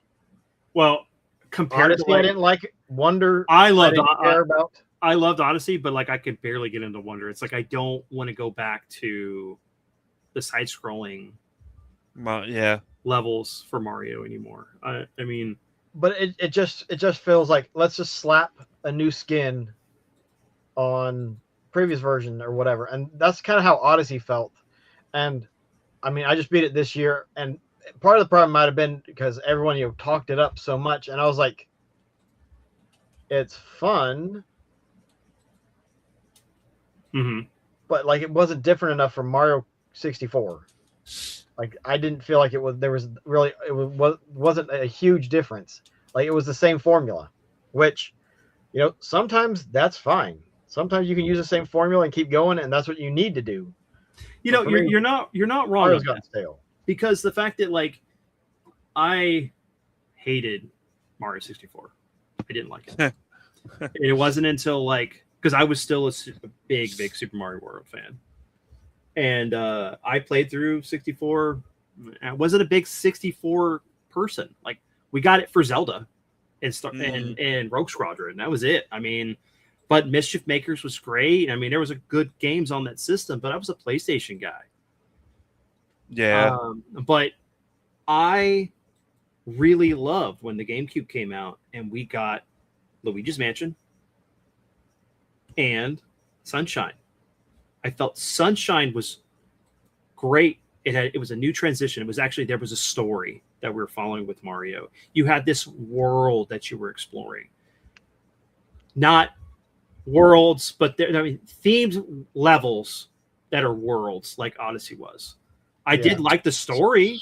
I liked the whole thing that was going on. The Bowser wanting to marry Peach and Mario trying to save her and blah, blah, blah. And she rejecting both of them. I love that story. It was great. Don't get me wrong. But after a while, it was like, I'm just collecting moons. Yep. Or stars, whatever. The moons. Yeah. The crescent moons or whatever. And I was like, okay, I'm done. But was it Donkey Kong? Bonanza? Great. Absolute. I mean, it was just absolute cinema. That was great. I loved it. I loved Bonanza a lot.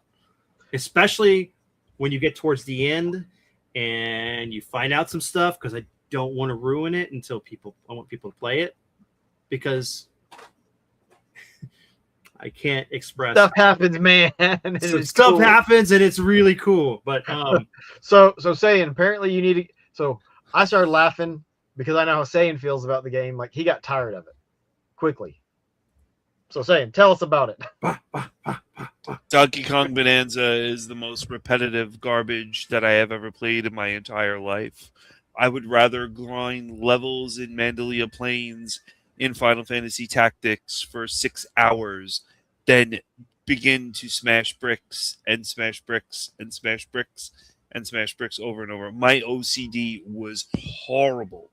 When that first level I sat, and I think I must have spent close to about 6 to 7 hours smashing everything back and forth. And it took me everything in my willpower to go to the next stage to then only realize I have to smash even more stuff.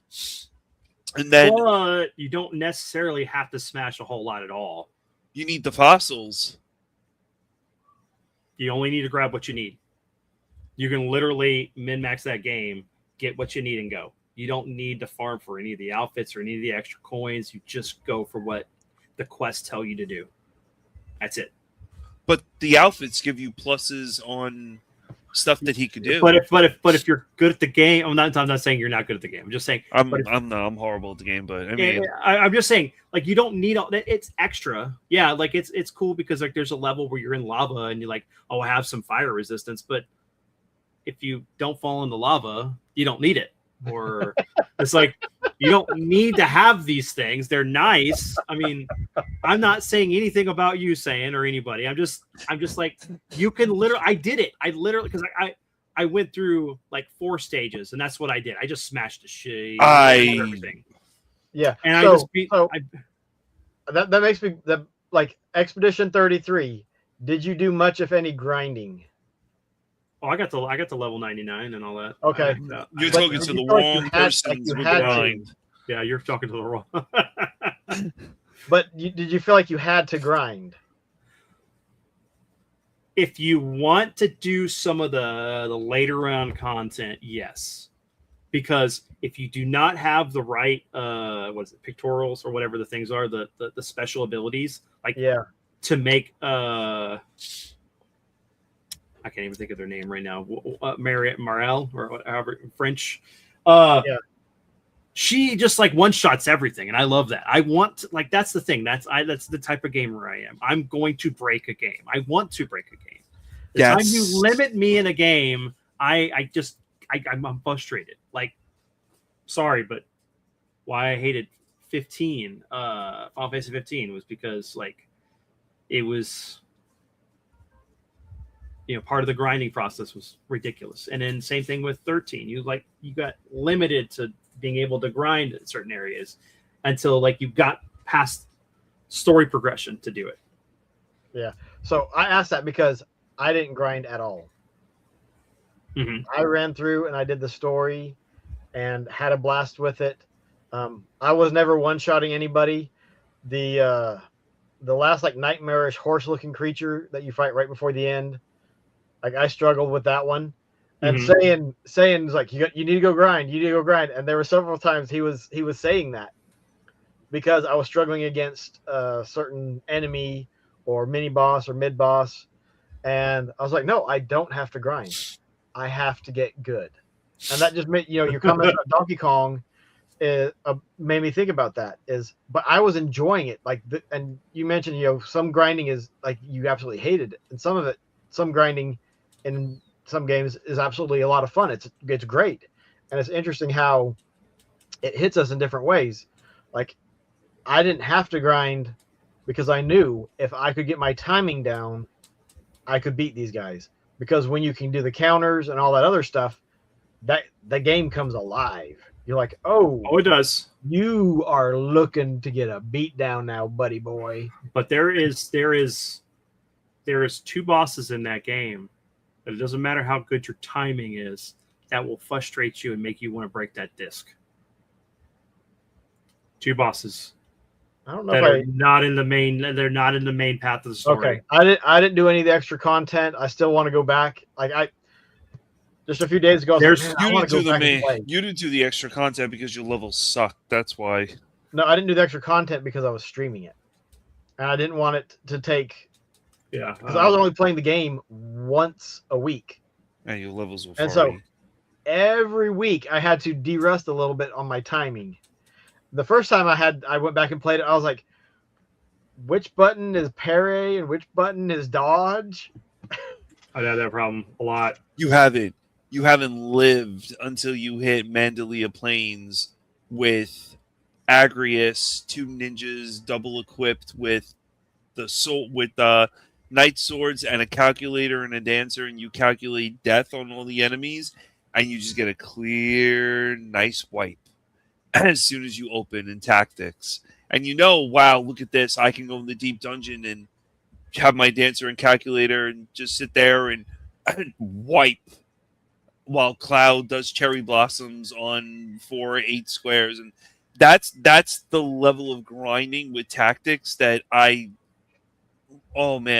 to me is exciting, because it's different ways of solving the problem with the teams that you could build out yourself. That's why I have 27 saves for tactics based off of different teams and combinations and stuff like that. But that's also being well over OCD.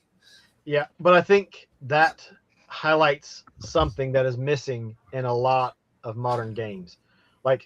You can tell all 3 of us are passionate or have some sense of I don't know how to, but we care about these games and this experience.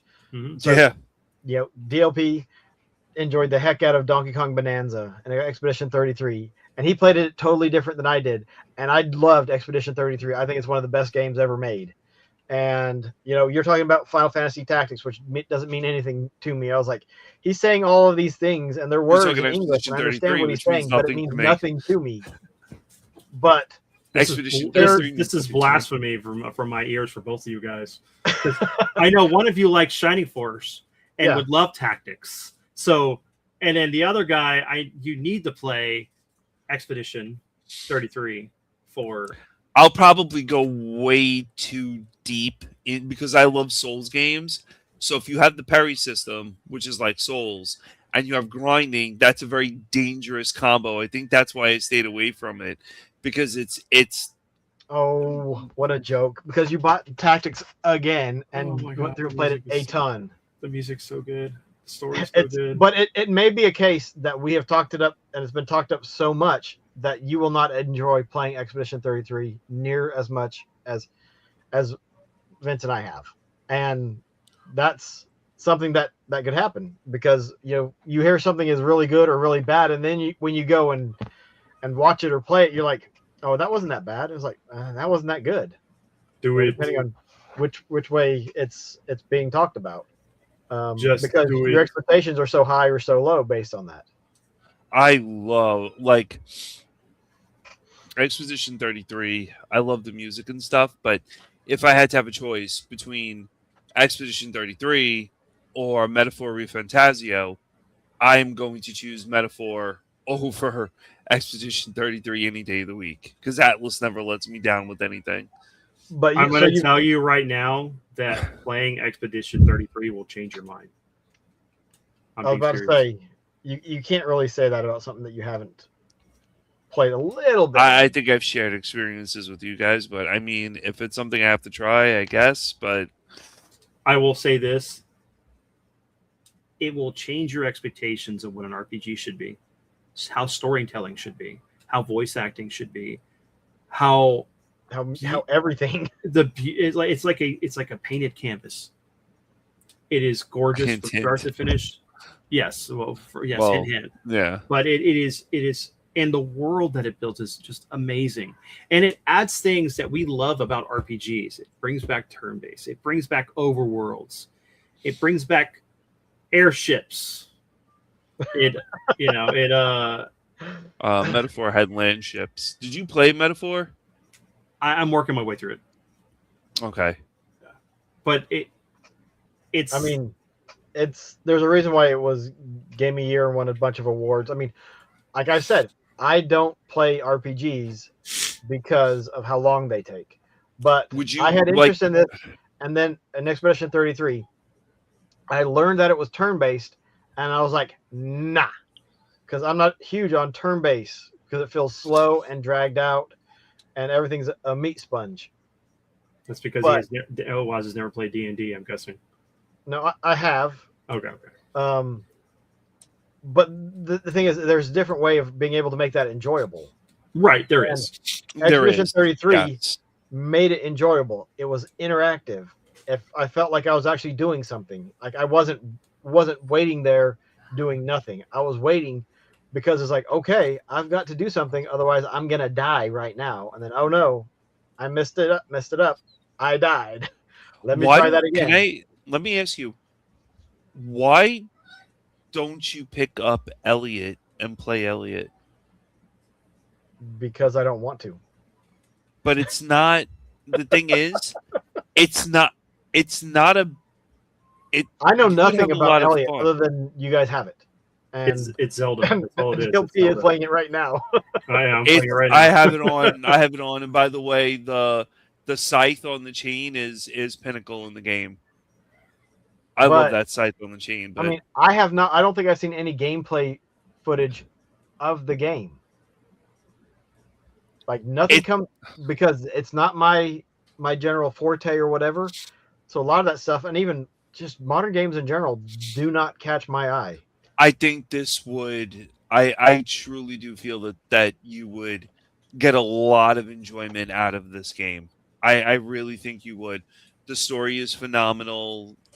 It's beautiful. I think you really would get enjoyment out of this. I think you would really like it. I don't know. So I'm trying to find a video on Steam, and already looking. I don't think I like the pixel look that they went with. It is an HD 2D, but it's Did we just freeze? different than Okay, no, we're back. it's there's a you got it all glitched. really blurry. Yeah. It is a is HD 2D game with sprites. It's a very colorful. It's not like your traditional RPG. HD 2D like Yeah. what is it, the Bravely Default series. Yes. No, as I'm watching it, I'm like, okay, this has something to it. I might actually enjoy it, but I don't want to put a bunch of hours into another game. It's not that long. I think I'm at like 26 hours in the game right now. See, that's kind of long. I think I had about 30 hours into Expedition 33. And You know what? It's worth it though. One of the cool things. Oh, go ahead. I was gonna say, is there anything that I will get out of it now versus waiting 2 years and picking it up for $5 and playing it? Probably not. Trying to think of what how to describe this. I mean, there is stuff that you'd get out of it because it is something you would want to enjoy, and it would be something if you did play it and pick it up, we could all talk about it. Yeah, I mean that's definitely a thing. Because I mean, I ended up picking up Expedition 33 because of the number of people that I had talked to and said yes. It's like this is great. I was like, okay. You know, I had coworkers talking about it. I went to conventions and people were talking about it, and I'd ask questions and they'd answer. And I was like, okay. You know, after talking to several people, I was like, all right. Because the other thing is, like, I was already interested in it, and then I found out something that I was like, okay, no, I don't do turn-based. And somebody's like, well, it's kind of like Super Mario RPG turn-based. I was like, oh. Yes. Okay. That's a good analogy. That was like, okay.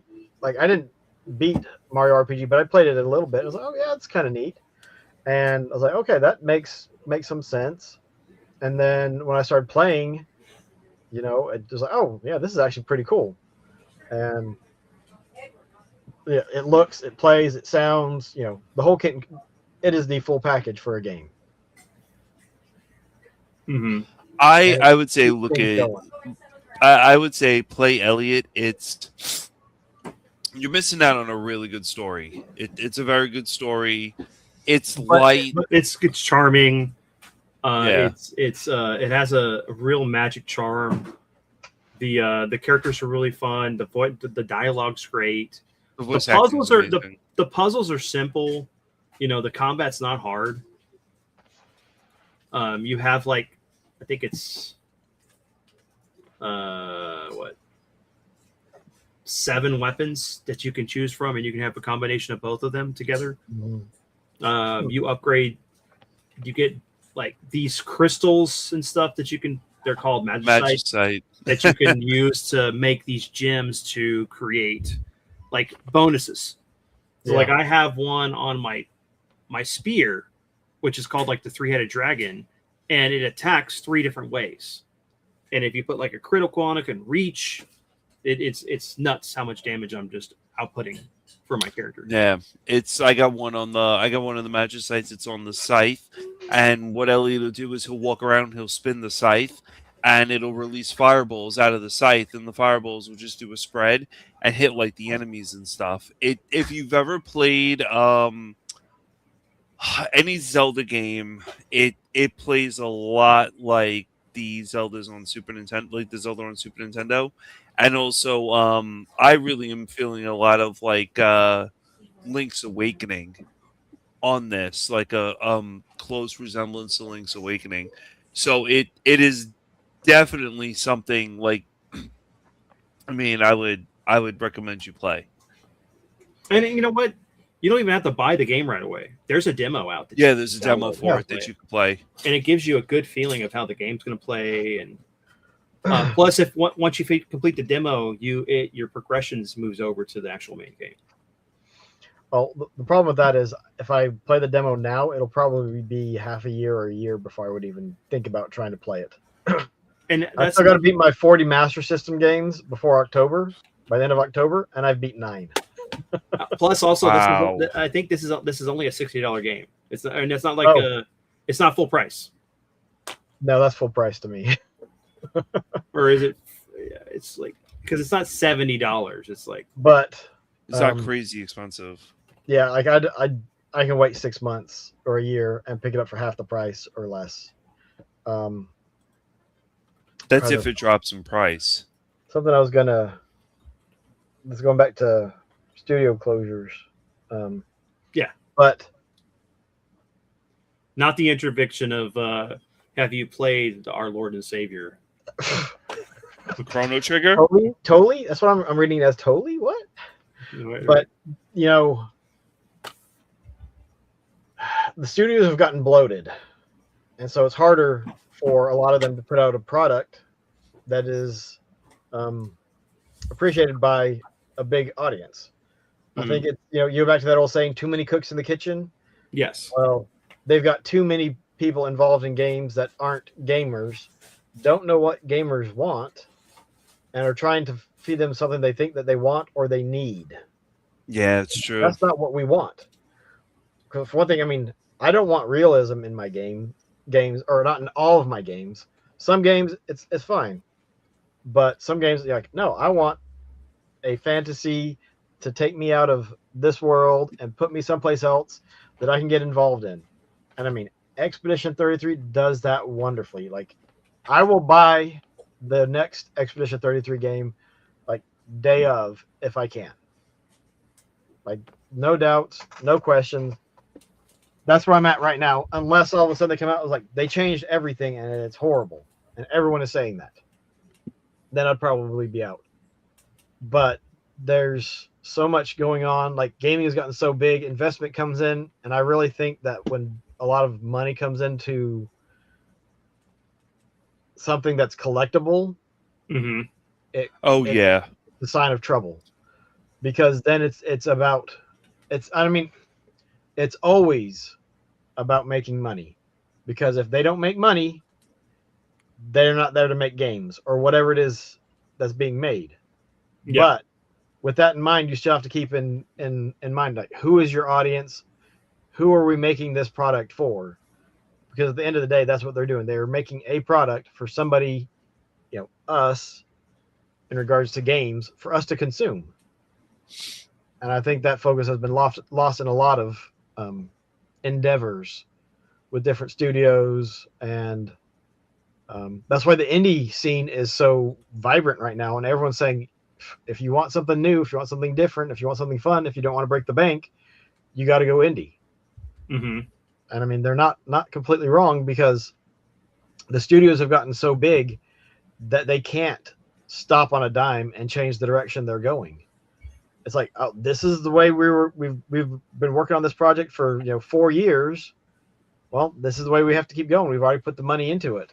Rarely do you get Nintendo saying, we scrapped Metroid Prime 4, we're starting over, and we're giving it back to the people that made it popular.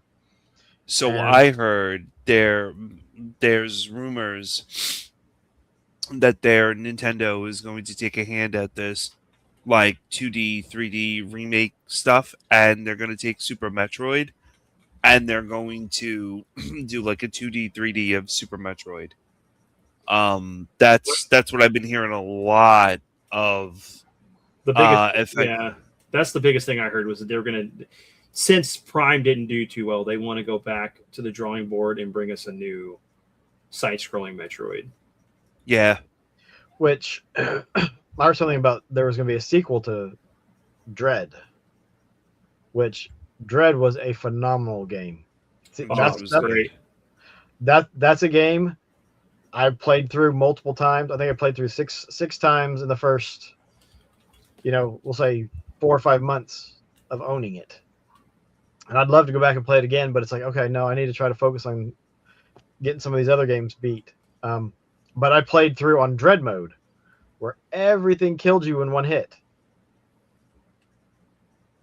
But it was enjoyable. Like I think I spent probably 6 or 7 hours on the final boss. Yeah, trying to learn his moves and patterns. Well, trying to perfect all of that, because you get hit once and you're dead. It doesn't matter what phase you're in. It doesn't matter what it is. You get hit once, you're dead. So Kraid hits you once, you're dead. The smallest little critter on the screen in the game hits you once, you're dead. But it was still enjoyable.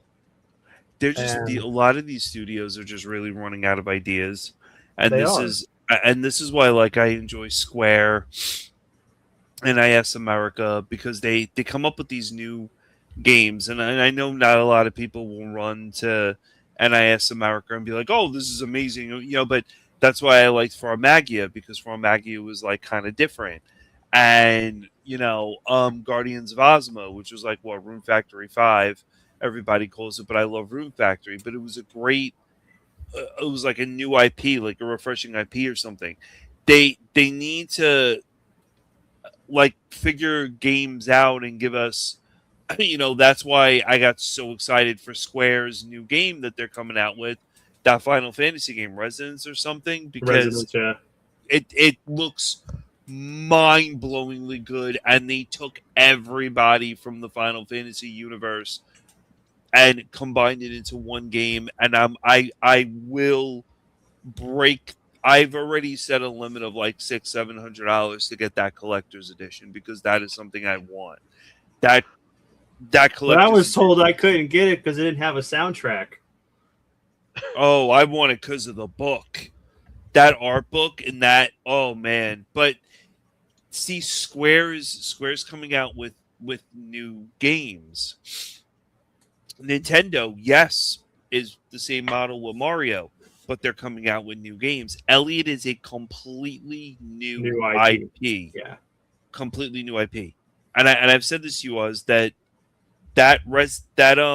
Final Fantasy is a completely, you said no, it's not a new IP because it has Final Fantasy on it, but it's a completely new game, and I think Square is doing it right with this 2D 3D remake, and we're going to see other studios coming in with this, and it's just,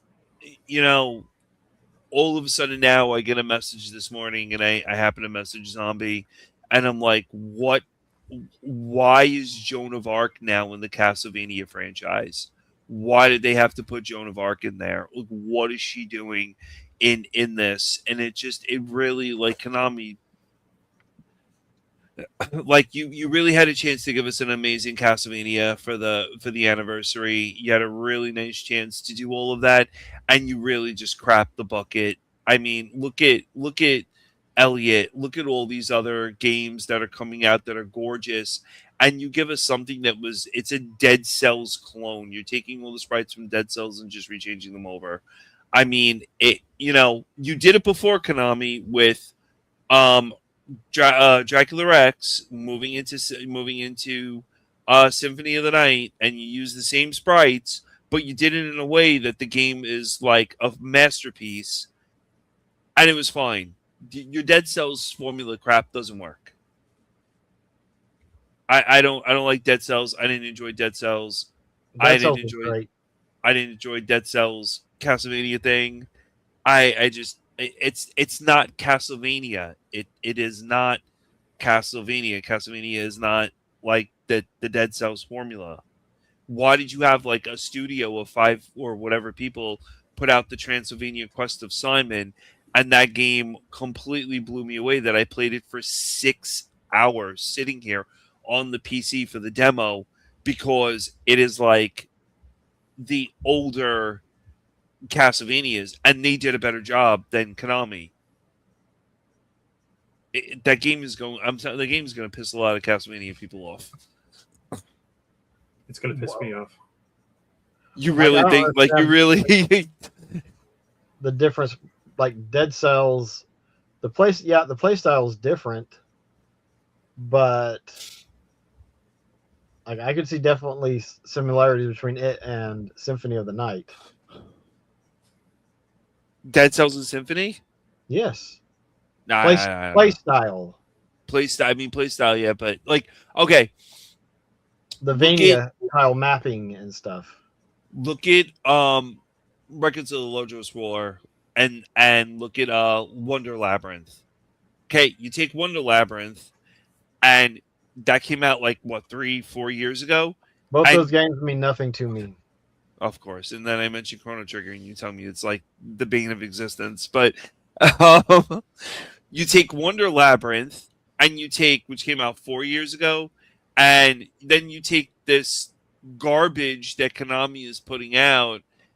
It's not even Konami; it's a third-party company that licensed out. So that's right. Konami has nothing to do with it other than they said, okay, yeah, hand they're us too that busy money and you making can do this. pachinko. Too busy making pachinko machines that they can, ram the metal balls down their throat. But I mean, it is. Honestly, they're too busy making the Silent Hill stuff right now in Metal Gear since Delta did so well, and Silent Hill F. So we have Townfall, Silent the Hill F remake is good. with the remake of Silent Hill 1 coming out. I mean, there's a lot, but so they're focusing on that. I think the thing is they threw a bone out here, hoping that fans would be, new Castlevania game, but it's like I don't care about Dead Souls. I played it, but it's not how I want a Castlevania game to be. It's like I really liked Weapons and Barbarian. And I don't know how I really don't feel okay with Zach Krieger's Resident Evil movie that he's doing. Yes. And I agree. And then he's announced, and it's like he's working on the Siren movie, the Siren Head movie. And it's like, oh, okay. So we see what he did. He just jumped on the bandwagon and made this movie. So there's low effort. So that Resident Evil movie looks garbage. It looks like survival mode with Blade. I mean, Blade. I know Blade was vampires, but like they have that huge, fat zombie in there, and but at least we had Wesley Snipes in Blade. I mean, yeah. I mean, it just. I don't know who this kid is. They said that the kid's gonna go running and he's gonna pick up like plants and mush them together and say, "Oh, look, AB," and two herbs and put them together and then like make something on paper. Or that game when I saw that movie and the previews for that movie, I said to myself, this really should be called more of Dead Rising, or what's the thing? Yeah, wasn't it Dead Rising with the guy in the mall? And it should be more of like Dead Rising than Resident Evil. What is Resident Evil about this? Where's the Spencer Mansion? Because it's residents, resident homes, and then evil corporations. Hey, you know what? We've derailed the conversation. If I'm sorry, it was. I'm trying to figure out where is this going. Because he's going to he's going to bankrupt the Resident Evil. Yeah, and new IP, like new IPs. But that's the way that things happen. I mean, like IPs come and they go because they get ruined. It happens, One outing and it kills it. And to kind of bring it all back around, it's like the companies get so big that they can't, like, the game, so much is spent on the game, and the same thing as in movies. Like, the budgets are so huge. It's like, not only do you need to have a success, you need to have a mega success to make the money back, to make it profitable. And it's like, no, you need to look at scaling down budgets, getting out people that aren't necessary. Wherever there's expenditures, you look at cutting your expenditures, whether it's overhead, underhead, whatever. Bring down the budgets and focus on, making good games that are fun, enjoyable. Yes, you're right. They're all risk averse to do anything. And on top of that, it's like, hey, gamers have tons of ideas. that you could do, like, you know, a new Mega Man game that's not just a cash grab with the engine from 11. But, you know, you could make a new Mega Man X game, or you could take that secret level animated short of Mega Man and make that into a full series for us, because, you know, that would make you tons of money. But I'm sorry, I'm ranting. I'm ranting about Mega Man. But it's the same thing. And further goes, you know, like, we're passionate about this stuff. There's a reason why we want to be able to voice our opinion, and, you know, like, it's stuff that we care about. And so, you know, I don't think we're toxic. I think we're just passionate about it. We're invested in it, monetarily wise, and, you know, with our time and our efforts. So Oh it no, has I a am value to us, and we don't want to see that value just destroyed. I'm toxic about this whole Konami and Castlevania stuff. I mean, like, I have Konami hasn't been a thing for quite some time. I have a tattoo of the Belmont crest on me, and That's unfortunate. Yeah. Oh my god, I can't. I really can't. I can't throw something at him because he's like a million states away. But I mean, that was worth it just because of Vince's reaction. He knows how to get the rise out of me. That's the best part. But it's. I mean, Lords of Shadow was. I've talked to you about that. It wasn't. It was Hideo Kojima and Media Storm. It wasn't Konami. But yeah, it just. What I've played of Lords of Shadow was. I enjoyed the first one. I didn't like the second one. I've had fun playing it, and I haven't finished it. And maybe I'll finish it one of these days. But every time I go back, it's like, okay, let me spend a day relearning it, and the next day, all right, let me play some, and then a month later, it's rinse and repeat. You have so many, just like different, better games coming out, newer IPs and everything. I mean, Elliot, and, you know, I know Resident Evil is a very old series, but I mean, Requiem was phenomenal. Requiem was one of the best games that I played this year so far. James Bond, yes, was gorgeous. A great game. I loved every minute of it. I mean, Pragmata was a fantastic game. Dad Sim, yeah, Pragmata was. That's one amazing. That I would like to get. I was actually considering buying that one, like, new. Mm-hmm. Shortly after it came out, and then I was like, oh, I'll just wait. You really should. It's a very good game. It's got a very wholesome story and everything to it. Did you finish it? I did. I need to. Well, I beat the game. I have not gone through and finished the post content. You know, post in-game content. Did you beat it, Saiyan? Yeah, the ending had me really upset. Oh, don't tell me that. I cried. I did. Oh. I cried on screen. I said, "You're crying. I'm not crying. It's a terrible day for Rain." I'm not crying. I don't know, man. Capcom, no. Go any more with it. Capcom and Square have printed money this year. Yes. Well, Squeenix has been pretty good at that for a while. So yeah. You know, I wonder if we're gonna get I'm curious if we're gonna get an HD 2D remake of EVO. I don't think EVO might not be that popular Evo? That they would do that. Yeah. The Search of Eden for Eden. The Super Nintendo game. Yeah. Yes. I mean, they could, but like Enix isn't doing a whole lot other than the stuff with the Dragon Quest series right now. Oh, that's true. But they do a phenomenal job with it. Mm-hmm. They do. Yeah, they do. Dragon Quest. I mean, those remakes or remasters, whatever you want to call them, are amazing. And I'm kind of glad that they're remaking all those games, because it's like I can actually play them. Because I actually like the style that they're going with for. Yes. Yes, I agree. And honestly, like I've told you this, Sam, but I'm gonna say this out to the ether again. If they take Dragon Quest XI's engine and remake Chrono Trigger with it, I would be fine. If they take Dragon Quest VII's remake engine and make Chrono Trigger with it, I'd be even happier. I don't want an HD 2D remake of this game. I don't understand like what the disconnect is with people. Oh, Like, Chrono. yeah, I'm sorry. Yeah. No, Chrono Trigger does not need to be a freaking remake.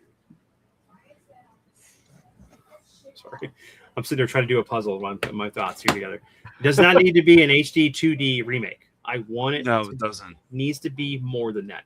That game deserves the love and care of a full remake, like Final Fantasy VII.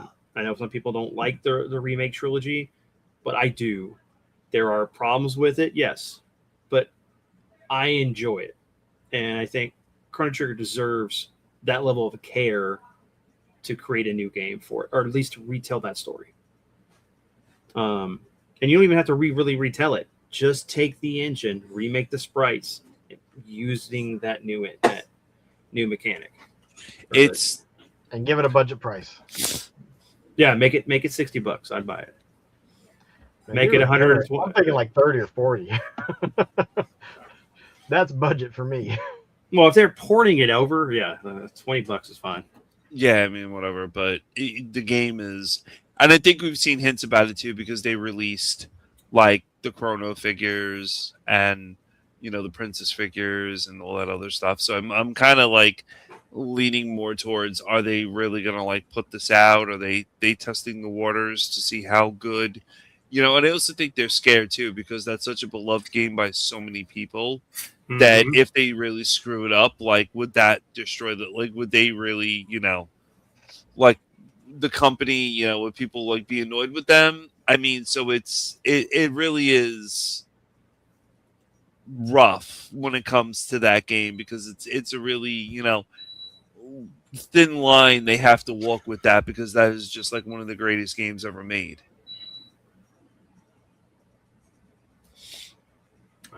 That's a whole other episode. Yeah, deep end of sandbox. Games we'd love to see remade.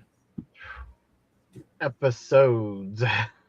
Oh, multiple episodes. We'll have to go deep dive into some. There's probably enough to make a year's worth of content on that.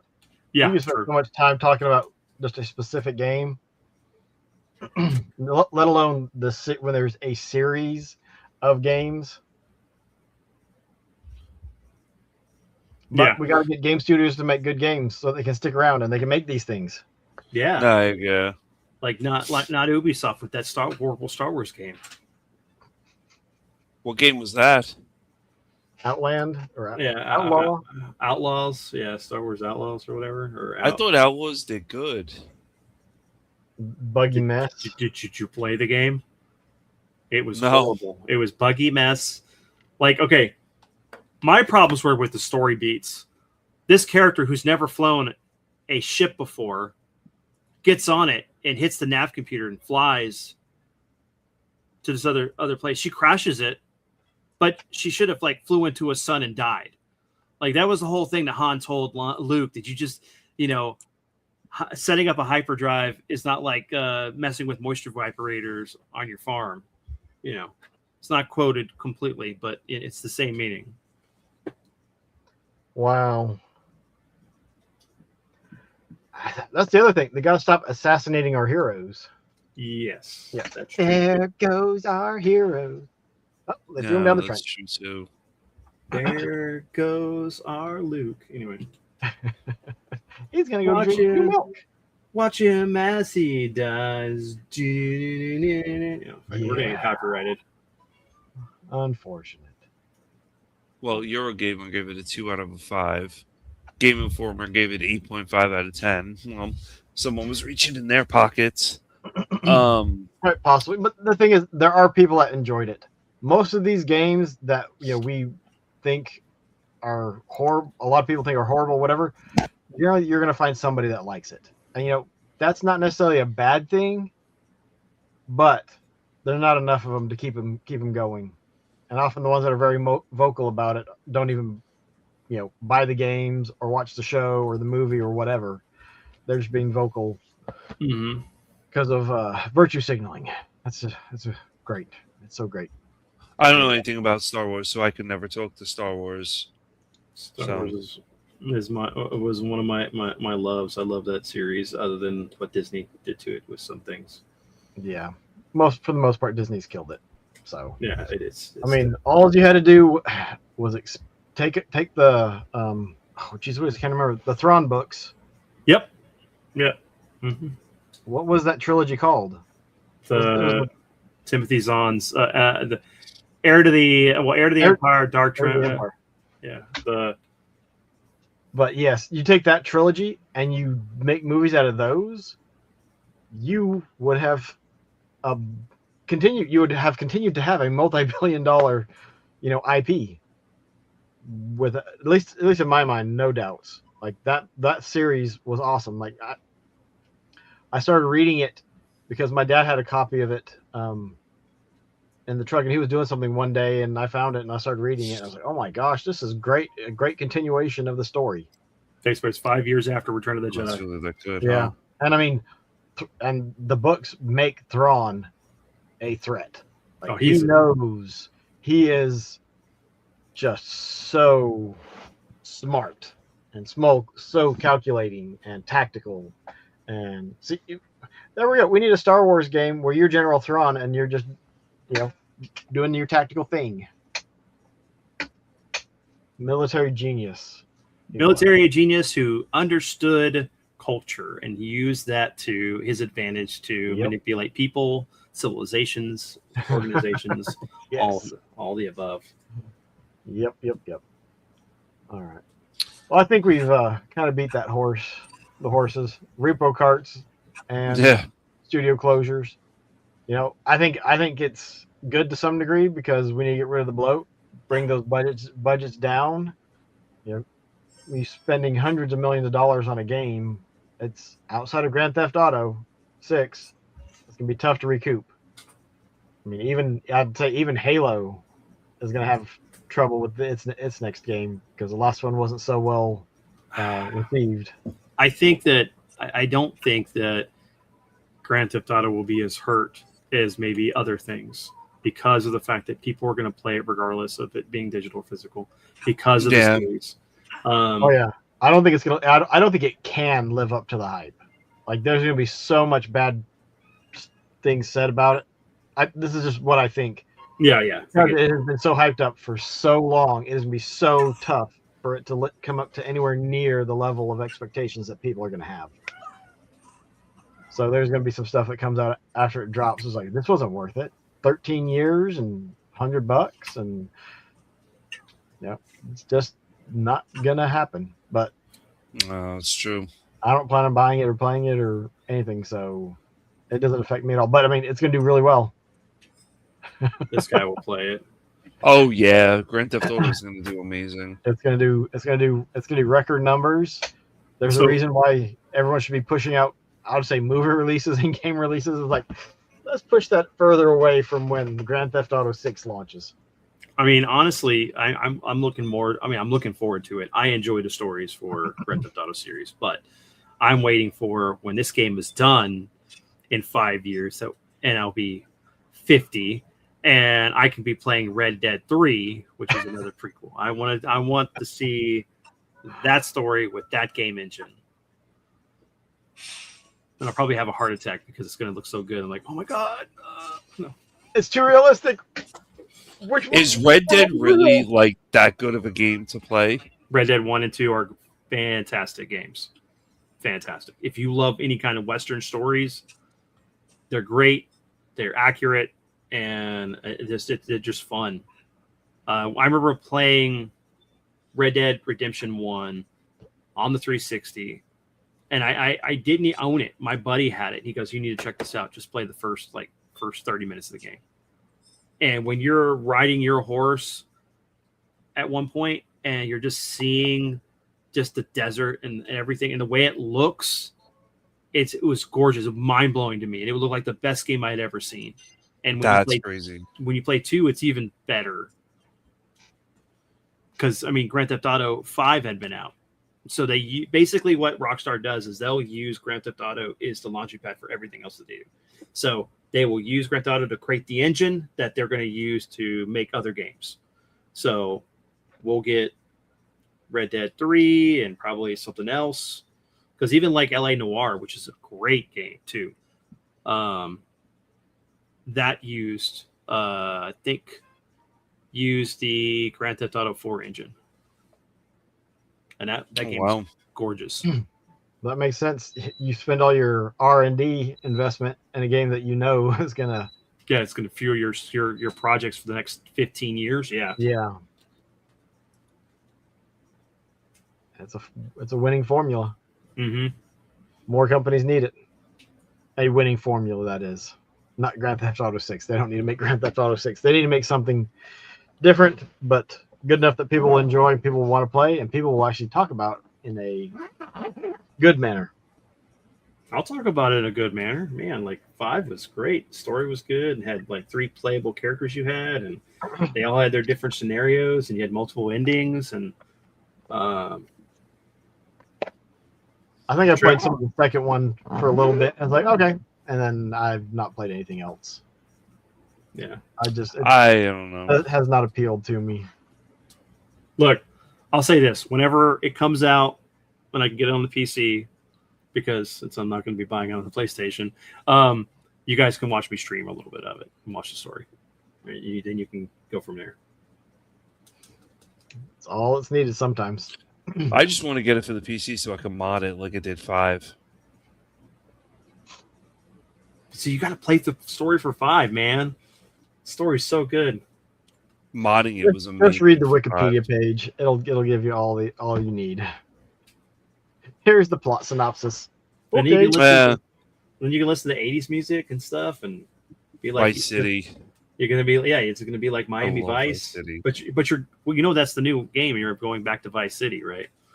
No. Yeah, the new game takes place in Vice City. I loved Vice City. I played that game, Grand Theft Auto Vice City, so much. I thought Vice City was great. So I was like, I want to live there. It takes place in the modern time, but it's supposed to be Vice City from what I remember reading. Yeah, Vice City was supposed to be Miami. Yeah. So then you can be like, say hello to my little friend.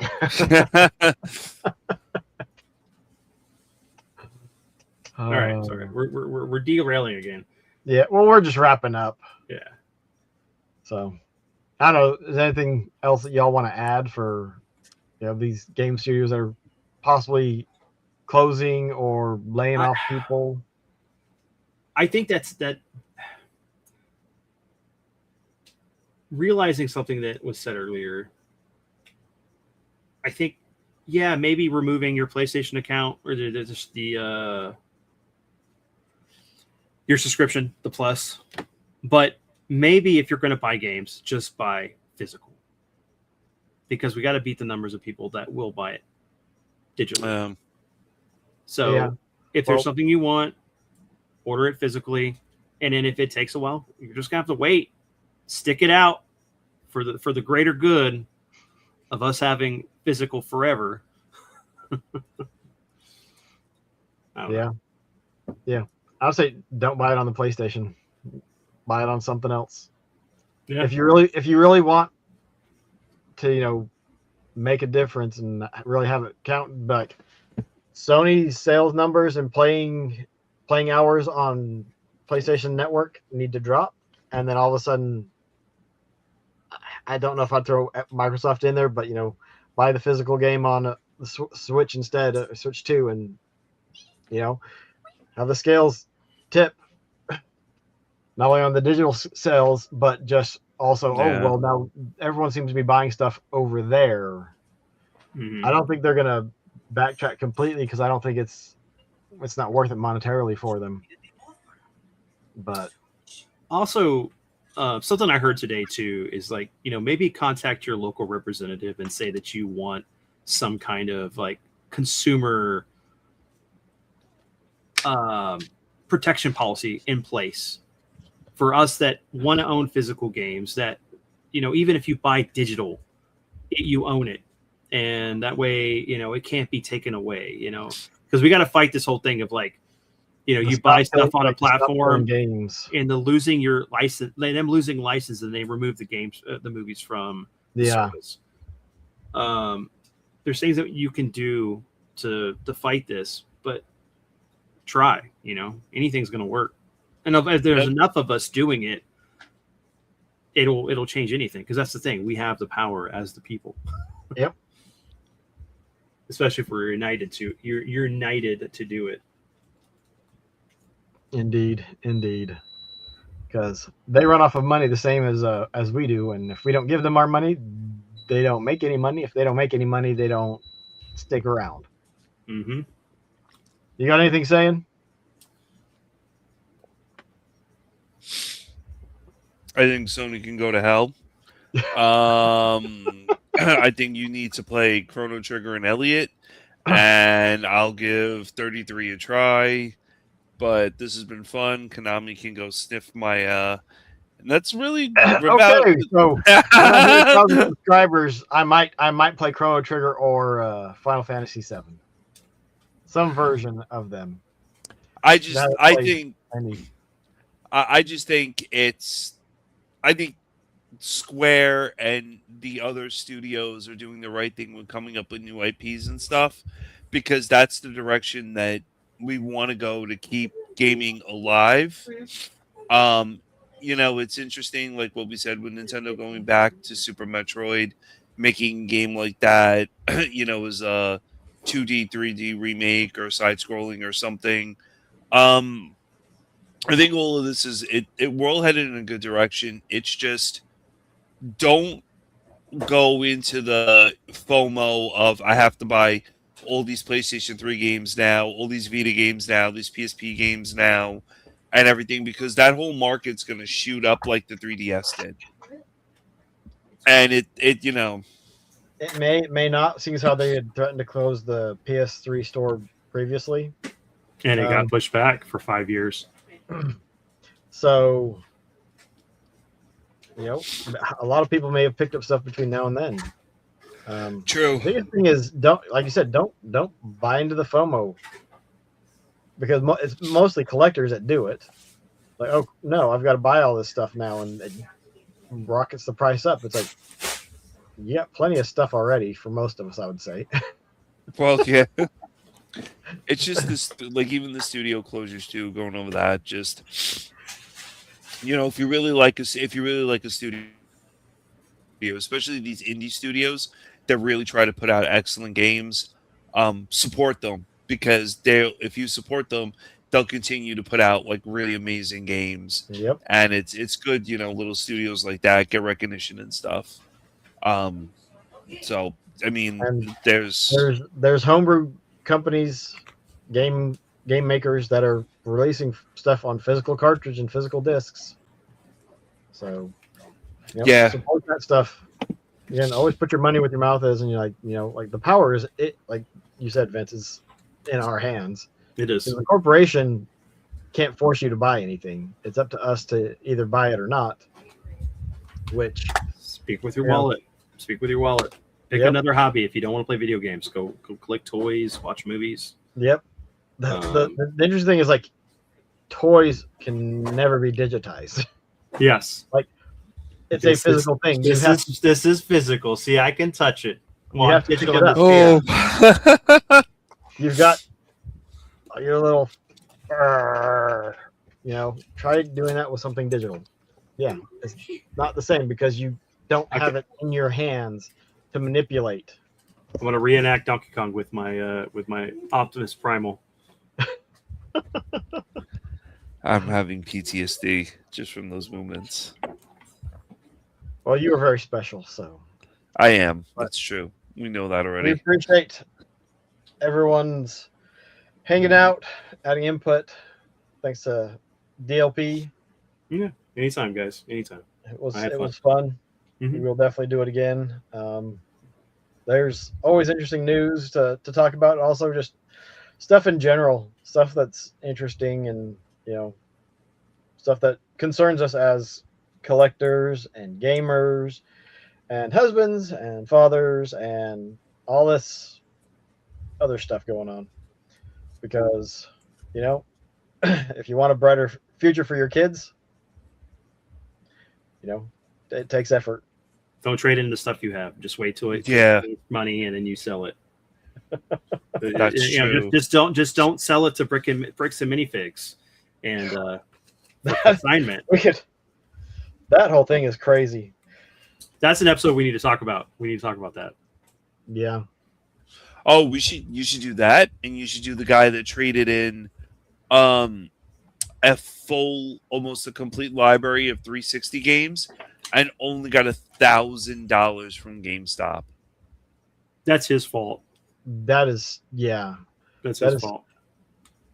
So really quick. That's several different podcasts because Yeah. there is a difference between I don't even know how to even word it.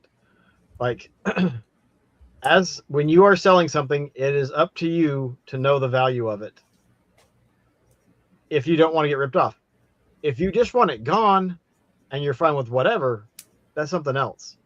Like I cannot fault any company or any individual for willingly paying somebody what they are asking for or what they will take for something they own. Doesn't mean I agree with I don't like I wouldn't do that. But if somebody came up and offered me something expensive, like, you know what, here's a little bit extra. Maybe I wouldn't. I don't know.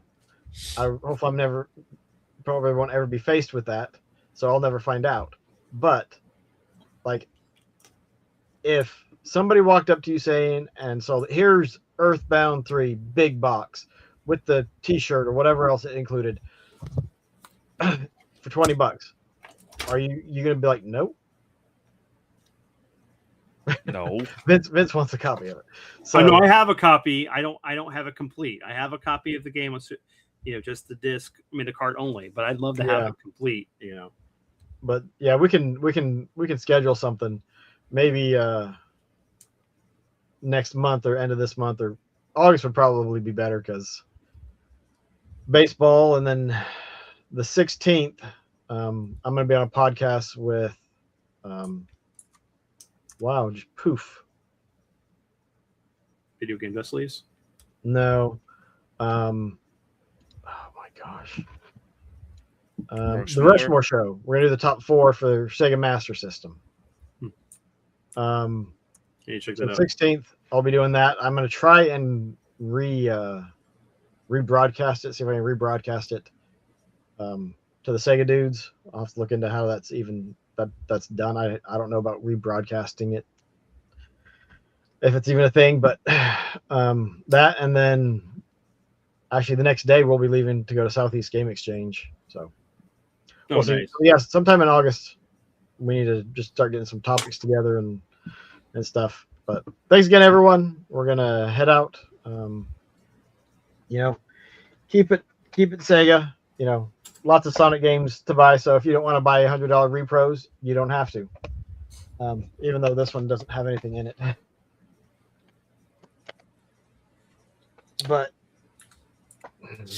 keep it Sega. Yes. Bye-bye. Peace. And never play Chrono Trigger.